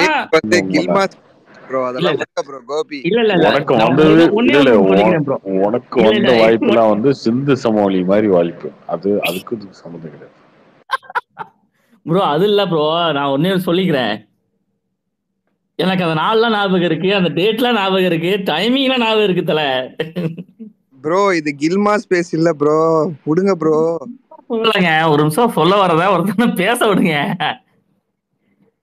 நீங்க அந்த படத்துல வர லவ்விங் மூமெண்ட் எனக்கு ஒரே ஒரு நாள் மட்டும் நடந்துச்சு ப்ரோ. ஒரே ஒரு நாளா? என்ன அது என்ன அவங்க கோபி வருஷத்தோட கபி கபி அப்படிங்கிற மாதிரி சொல்லு. இல்ல வருஷம் வந்து எனக்கு சரியான ஞாபகம் இல்ல, ஆனா டேட் ஞாபகம் இருக்கு. ஆடி 28 ஞாயிற்றுக்கிழமை. அவங்க ஒயிட் அண்ட் சுடிதார்ல இருந்தாங்க. அவங்க என்னங்க லவ்வர் அவங்க தாங்க சொல்ல முடியும். நேத்துலாம் லவ்வர் இல்லன்னா அப்புறம் நீங்க என்னைய படம் பார்த்து லவ்வர்ன்ற கிடையாது ப்ரோ, இதுக்கு பேரு ஒன் நைட் ஸ்டாண்ட் ப்ரோ. இல்ல லவ்வரா? நேத்துலாம் லவ்வர் இல்லன்னா அப்புறம் நீங்க வந்து லவ்வர்ன்ற. அதான் சொல்றேனே, அதை தவற விட்டுட்டேன்னு சொல்றேனே. அப்புறம் என்ன திருப்பி அதே கேள்வி கேக்குறீங்க? ஒருத்தர் சொல்லி முடிக்கிட்டு அதுக்கப்புறம் கமெண்ட் பண்ணுங்க, திட்டுங்க, பேசிக்கலாம். உங்க வைஃப் எல்லாம் கேட்க மாட்டாங்களா கோபிநாத்? சொல்லு. கிடையாதுங்க. அதாவதுங்க, ஒரு நாள் அவங்கள பார்த்து ஒரு இம்ப்ரெஷன் வந்துருச்சு. ஒரே நாள் பார்த்த அந்த ஒரு எஃபெக்ட் வந்துருச்சு எனக்கு. அந்த சமயத்துல தான் பொண்ணு பார்த்துட்டு இருக்கானுங்க. எப்ப 24 வயசுன்னு நினைக்கிறேன் எக்ஸாக்டா. ஆமா, 24 வயசு 25 வயசுல பொண்ணு பார்த்துட்டு இருக்கானுங்க. அந்த சமயத்துல இந்த பொண்ணை பார்த்து ரொம்ப பிடிச்சி போச்சு. அது வந்து ஒரு வகையில எங்க சொந்தக்கார பொண்ணு கூட வந்து, ஒரு வகையிலனா தூரத்து சொந்தம். அப்பதான் வந்து ஊருக்கு வந்துட்டு போயிட்டாங்க. இது நான் வந்து ஒரு சீரியஸா எடுத்துக்காம எனக்கு ஒரு இம்ப்ரெஸ் வந்துருச்சு, நம்ம ட்ரை பண்ணுவோம் அப்படின்றதுல எதுவுமே நான் பண்ணல, அப்படியே விட்டுட்டேன். ஒரு கொஞ்ச நாள் கழிச்சு இந்த மாதிரி ஒரு நாள் இந்த மாதிரி எனக்கு ரெஸ்ட் வந்துச்சுன்னு சொல்லி நான் வீட்டுல பொண்ணு பார்த்துட்டு இருக்கும்போது இந்த மாதிரி இந்த பொண்ணை கேட்டா பரவாயில்ல அப்படின்னு மட்டும் சொல்லிட்டேன். அங்க போய் கேட்க போறேன்றான்ட்டு பொண்ணு கேட்க போறேன்னு போயிட்டாங்க எங்க வீட்டுல. எனக்குலாம் ஒரு நாள் ஃபுல்லா சந்தோஷம். எங்க அப்பா போய் பொண்ணு கேட்டாருன்னா கொடுத்துருவானுங்க. எப்பா நம்மளுக்கு வந்து ஒரு வாழ்க்கை வந்து நம்ம நினைச்ச மாதிரி அமைய போறான்னு சொல்லி நான் வாட்டில மனக்கோட்டெல்லாம் கட்டிட்டேன். அது 2 நாள் கழிச்சு அந்த பொண்ணு படிச்சுதான் ஆகணும்னு சொல்லிருச்சு. படிச்ச மாப்பிள்ள தான் கட்டுவேன்னு சொல்லி பிடிச்சு. யாரை கட்டினாலும் பிரச்சனை கிடையாது, ஆனா படிச்ச பையன் தான் வேணும் அப்படின்னு சொல்லி நியூஸ் வரவும் எனக்குலாம் நானும் உடஞ்சிட்டேன். படிக்கலேன்னு சொன்ன ஃபீல் பண்ண நாள் அது ஒரு நாள் தான். அந்த அது வந்து ஒரு அது ஒண்ணுக்காக தான் ஃபீல் பண்ணேன், வாழ்க்கையிலே படிக்கலன்றது. அதுதானே ப்ரோ? இப்பலாம் ஃபீல் பண்ணலையா ப்ரோ நீங்க படிக்க? உன்னையெல்லாம் படிக்க வச்சதுக்கு அப்பா இப்படியே விட்டது நல்லதுதான். சொல்லு. அல்லங்க, அந்த ஒரு நாள் ஃபீல் பண்ணி அந்த லவ்விங் மூமெண்ட்டை வந்து நான் அந்த கரெக்டா ஒரு பொண்ணு பார்க்கணும்னு சொன்னதுக்கு அப்புறம் ஒரு மனசுல வந்து ஒரு ஆசைய, ஒரு எப்படி சொல்றது, அந்த லவ் பண்ற அந்த மூமெண்ட்டுக்கு நானும் போயிட்டேன். அந்த நினைச்சு பாக்குறது, லவ் பண்றது, அந்த மாதிரி அந்த ஒரு 2-3 நாள் கரெக்டா 2 நாள் தான், 3 நாள் கூட இல்ல. போய் கேட்டாங்க, கேட்டா அங்கிட்டு 3ஆவது நாள்ல நியூஸ் வந்துருச்சு. அது அப்படியே குளிர் முகச்சாச்சு. அத இப்ப நினைச்சு பாக்குறேன், ஒருவேளை அது டெவலப் பண்ணியிருந்தா இப்படி எல்லாம் போயிருந்திருக்குமோ, உள்ள இருந்திருக்குமோ, லவ்விங் மூமெண்ட்டை நம்ம வந்து மிஸ் பண்ணிட்டோமோ அப்படின்னு சொல்லி எனக்கு ரிலேட்டபிள் ஆச்சு ப்ரோ. நினைத்தேன் அந்த தேவனை மாதிரி ஃபீல் பண்ணிருக்கீங்க. தெரியல, அது நேத்தேன்னு வந்தேன் ஐயா, மேபி இருக்கலாம். ஆனா அந்த யாரா அது இல்ல, அந்த மூமெண்ட்டு அது வேற லெவல்ல இருந்துச்சு. அதை வந்து நம்ம அதை ஏன் சரி, அதுக்கப்புறம் உனக்கு எப்ப கல்யாணம் ஆச்சு? எனக்கு இப்பதான் கல்யாணம் ஆச்சு 2 வருஷத்துக்கு முன்னாடி. 32 வயசுல, 30 வயசுல, சாரி 32 30 வயசுல கல்யாணம் ஆச்சு. அதுக்கப்புறம் போய் அப்ரோச் பண்ணிருக்க வேண்டியதானே நீங்க? அதுக்கப்புறம் படிக்க ஆரம்பிச்சா கூட 24 வயசுல படிக்க ஆரம்பிச்சா 27 வயசுல டிகிரியே முடிச்சிருக்கலாம் நீங்க. அந்த பொண்ணுக்கு அப்படியே கல்யாணம் ஆயிடுச்சுங்க. இங்க வேற அந்த பொண்ணுக்கு 23 வயசுங்க எனக்கு பொண்ணு பார்க்கும் போது. அது பொண்ணு தொலைவி தான், மாப்பிள்ள தொலைவி தான் இருந்தாங்க. அதுவே எனக்கு 1 வருஷம் கழிச்சா சொன்னாங்க. இல்ல கோபி, நீங்க அப்ப படிக்க ஆரம்பிச்சிருந்தீங்கன்னா வேற எதுவும் பொண்ணு அந்த காரணத்தை சொல்லியிருக்காதுல்ல, ஃபியூச்சருக்கு ரெடி பண்ணிருக்கலாம்ல, அதுக்கு சொல்றாங்க. அது வேணா கரெக்ட் தான். அதுலயும் இடையில நினைச்சேன் ப்ரோ, ஆனா அது வந்து பாசிபிள் ஆகல. அந்த மாதிரி ஒரு ஊக்கம் கொடுக்கறதுக்கு யாரும் இல்ல. எவன்டா நீ வேற படிக்க போறேன்னு தான் சொல்றதுக்கு ஆள் இருந்துச்சே தவிர படிடான்னு சொல்றதுக்கு ஆள் இல்ல. சரி விடு, அந்த பொண்ணு ஏதோ நல்லா போல. நினைச்சேன் ப்ரோ, இந்த டயலாக் வரும்னு நினைச்சேன், அதே மாதிரி சொல்லிட்டீங்க. உனக்கே தோணுது இல்ல அப்புறம்? ஆமா ப்ரோ, எல்லாரும் சொல்றதுதானே. அப்புறம் இந்த பேஸ்ல கேட்டுட்டு இருக்கோம், கலாய்க்கிறது எப்படி இருக்குன்னு தெரியாம கூட இருக்கோம் நம்ம.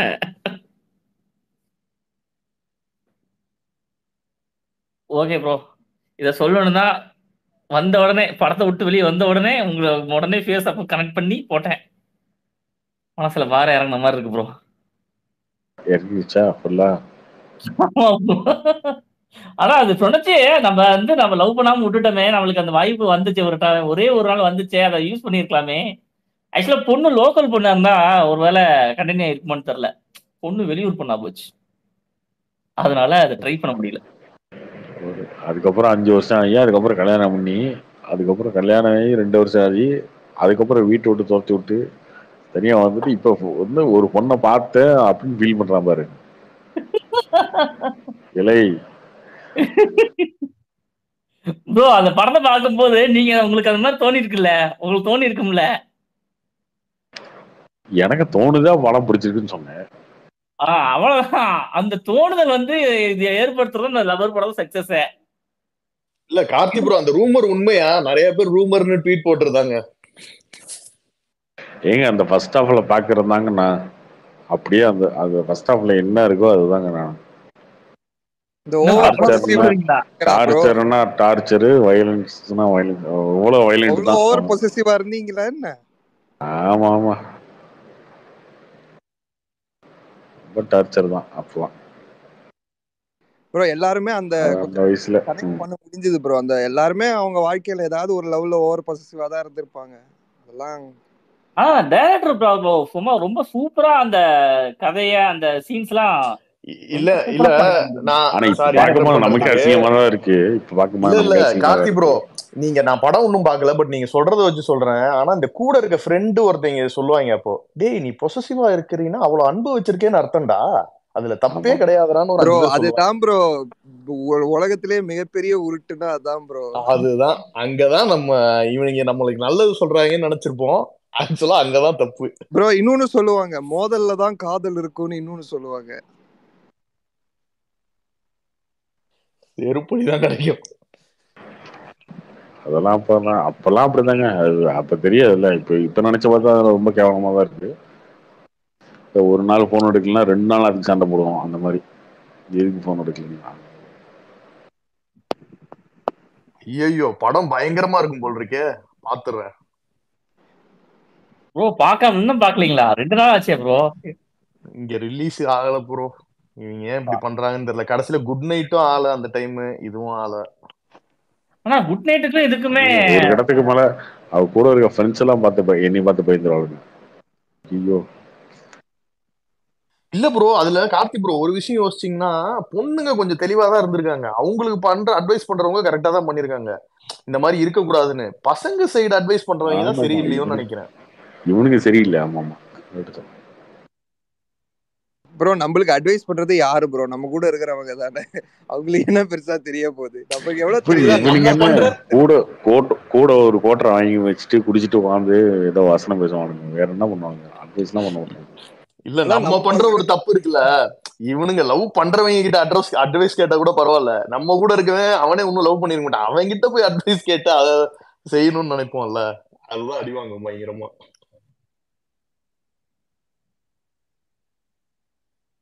ஏன் ப்ரோ கார்த்தி ப்ரோ இந்த படம் என்ன குட் நைட் அளவு கலெக்ட் பண்ணுமா இல்ல அதுக்கு மேல கலெக்ட் பண்ணுமா? அந்த அளவுக்கு பண்ணுவான்னு தெரியல ப்ரோ. குட் நைட் வந்து ஃபேமிலி ஆடியன்ஸ்க்கான படம், அது எல்லாருக்கும் கனெக்ட் ஆகும். இந்த படத்துலயுமே செகண்ட் ஹாஃப்ல கொஞ்சம் மிக்சர் ரிவ்யூஸ்லாம் இருந்துச்சு.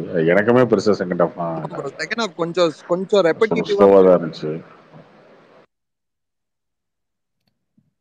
இல்ல நீங்க எல்லாருமே இந்த லவ் படத்துல செகண்ட் ஹாஃப் தான் பெருசா சொல்றீங்க. ஆனா செகண்ட் ஹாஃப்ல ஒரு எமோஷன் கனெக்ட் பண்றதுக்கு ஒரு சம்டைம்ஸ் டைம் எடுப்பாங்க ப்ரோ. அத உடனே இப்படி பிக்கப் பண்ணி இந்த மாதிரி எடுத்துட்டு போறது.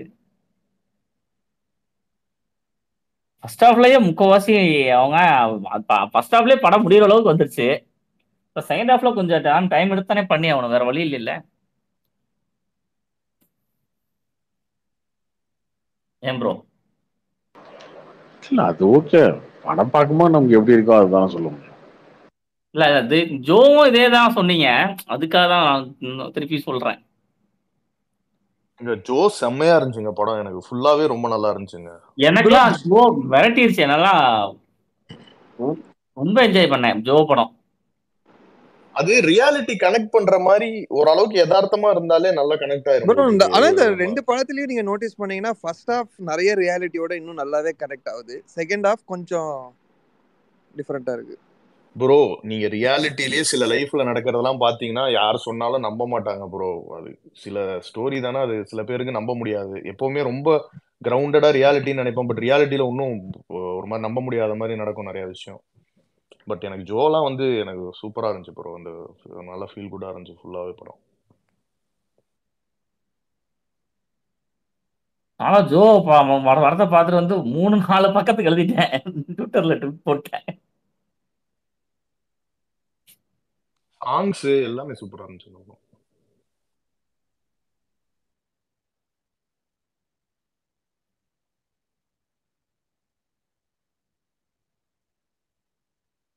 ஆனா அந்த லவ்வர் படத்தோட டேரக்டர் படம் சூப்பரா இருந்தார் ப்ரோ.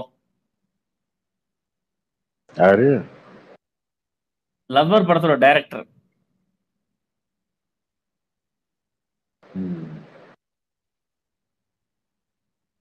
சில சீன்ஸ் எல்லாம் ரொம்பவே நல்லா சூப்பரா, எல்லா சீன்ஸுமே நல்லா இருந்துச்சு. சில சீன்ஸ் ரொம்ப ரொம்ப சூப்பரா எடுத்திருந்தாரு. ஆக்சுவலா டைரக்டர் விஷயம் தானே ப்ரோ படம் கிரியேட் ஆகுறது. ஒரு சில படங்கள்லாம் வந்து ஃபர்ஸ்ட் படத்துக்கும் செகண்ட் படத்துக்கும் வித்தியாசம் பண்ணிடுவாங்களே, அது இதனால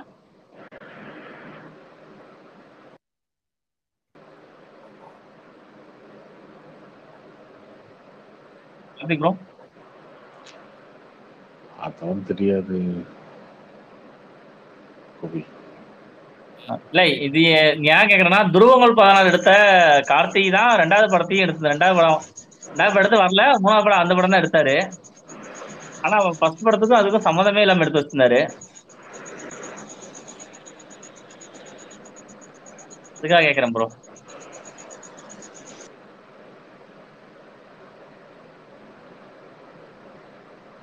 இந்த கீழம்பாக்கத்துல வந்து அருணாச்சலம் போய் மாட்டிட்டான் போல இருக்கு பஸ் இல்லாம.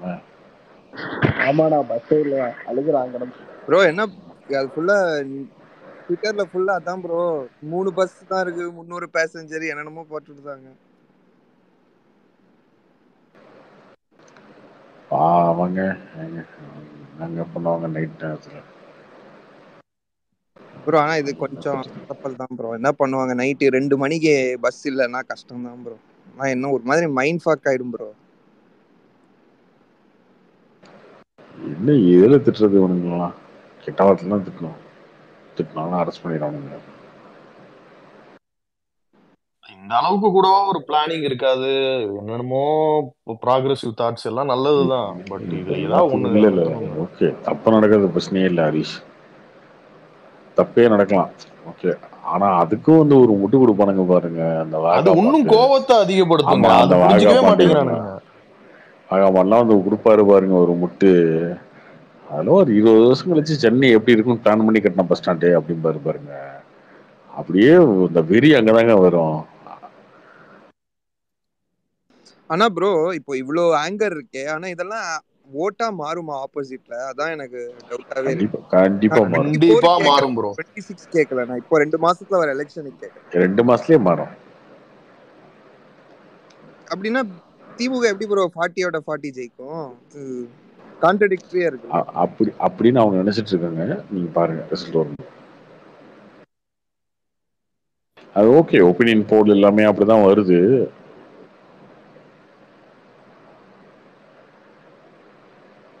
அதுக்கான டைமும் இருக்கு. ஆமா கார்த்தி ப்ரோ, நான் கேட்க நினைச்சேன். இந்த ஓப்பனிங் போல்லாம் ஒரு சில சமயங்கள்ல கொஞ்சம் சொல்றதெல்லாம் நடக்கிற மாதிரியே வருது. அதெல்லாம் எதனால, இல்ல எப்படி? ஒப்பீனியன் போல் அப்படி வர்றதுக்கு ரீசன் வந்து ஏடிஎம்கேவும் பிஜேபி தனித்தனி நிற்குது. திமுகக்கு எதிராக இருக்க ஓட்ஸ் எல்லாமே ரெண்டாவது டிவைட் ஆகுது. ஸோ ஆப்வியஸா வந்து நீங்க வந்து வெறும் ஆஃபீஸில் வேண்டிய கணக்கு போட்டுடலாம் திமுக தான் ஜெயிக்கும் அப்படின்னு சொல்லி. ஆனால் கிரவுண்ட் ரியாலிட்டியில் போய் பார்த்தா தான் தெரியும். அவங்க நினச்சிக்கிட்டு இருக்காங்க 24 அப்படின்னு, 26 அவங்க தான் திரும்ப ஜெயிப்பாங்க நினச்சிட்டே இருக்கணும். அப்படி இருக்கிறது தான் நமக்கு நல்லது, நாட்டுக்கு நல்லது. இல்ல அது கரெக்ட் ப்ரோ. எனக்கு அந்த 2016 2021 தேர்தலில், சரி 2016 தேர்தல் நினைக்கிறேன், அந்த தேர்தலான கொஞ்சம் அந்த கருத்து கணிப்பையும் அந்த எலெக்ஷன் ரிசல்ட்டையும் நான் கொஞ்சம் வாட்ச் பண்ணி பார்த்துக்கிட்டு இருந்தேன். அதில் எழுது கருத்து கணிப்பு மாதிரி போட்டதையும் அந்த இதுவும் ரிசல்ட்டும் அப்படியே சேமாக வந்துச்சுங்க. அது எப்படின்னு எனக்கு தெரில. அதுவும் அது ஒரு எங்கள் தொகுதியெலாம் 2ஆம் பட்சமாக தாங்க இருக்கும் அப்படின்னது. அது ரிசல்ட் பார்க்கும்போதும் மேலே கீழே போயிட்டு வந்து தான் இருந்துச்சு. இதெல்லாம் எப்படி கணிக்கிறாங்கன்னு எனக்கு ஒன்றும் புரியல. அதான் அது ஒப்பீனியன் போல் எல்லாமே எதுவுமே கணிக்கிறதெல்லாம் இல்லைங்க. எல்லாமே வந்து சும்மா ஒரு பழைய ரிசல்ட் எல்லாம் வச்சு இப்போ இருக்க இதை வச்சு போடுறது தான்.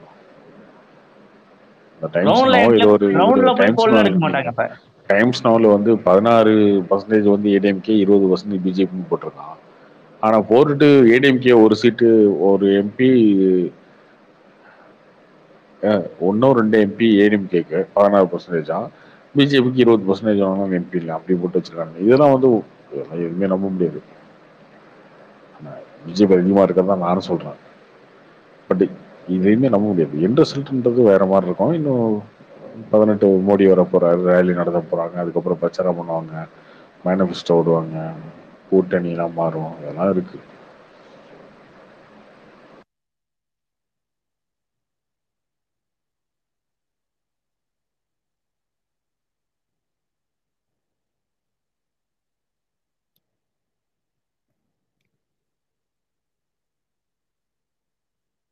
ஓகே ப்ரோ, கோட் ரேஸ் ஃபிக்ஸ் பண்ணிட்டாங்களா? தெரியல, ஜூலை ஆகஸ்ட்ல இருக்கும். ஆகஸ்ட்ல தான் புஷ்பா வருதுனால அது அங்க பிளான் பண்றது கஷ்டம் இல்ல ப்ரோ? அப்ப ஜூலைல இருக்கும்.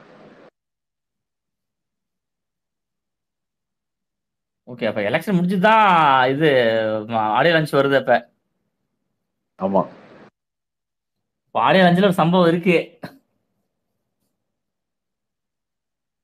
இல்ல அந்த சம்பவங்களும் லியோ மாதிரி கடந்து போயிருவாங்களா ப்ரோ? வரும்போது பாரியா, வர வர விடாமச்சு பத்தி எதுவும் கேட்க மாட்டேன். கோட்டு எலெக்ஷன் விடாமச்சு படம் மட்டும் தான் ப்ரோ ரிலீஸ் ஆகும். அவரு ஆடியோ லான்ச் வைக்க மாட்டாரு, அவரு எதுவும் பேச மாட்டாரு. படம் ஃபர்ஸ்ட் லுக் வருதா? ஃபர்ஸ்ட் லுக்கே என்னைக்கு வருவாருன்னு தெரியல.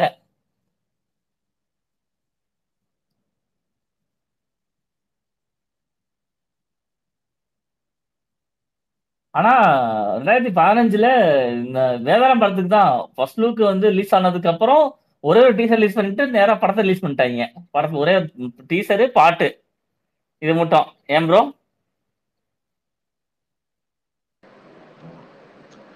சரி ஓகே பாய், குட் நைட், முடிச்சுக்கா. போர் okay bro, bye. Good night பாய்.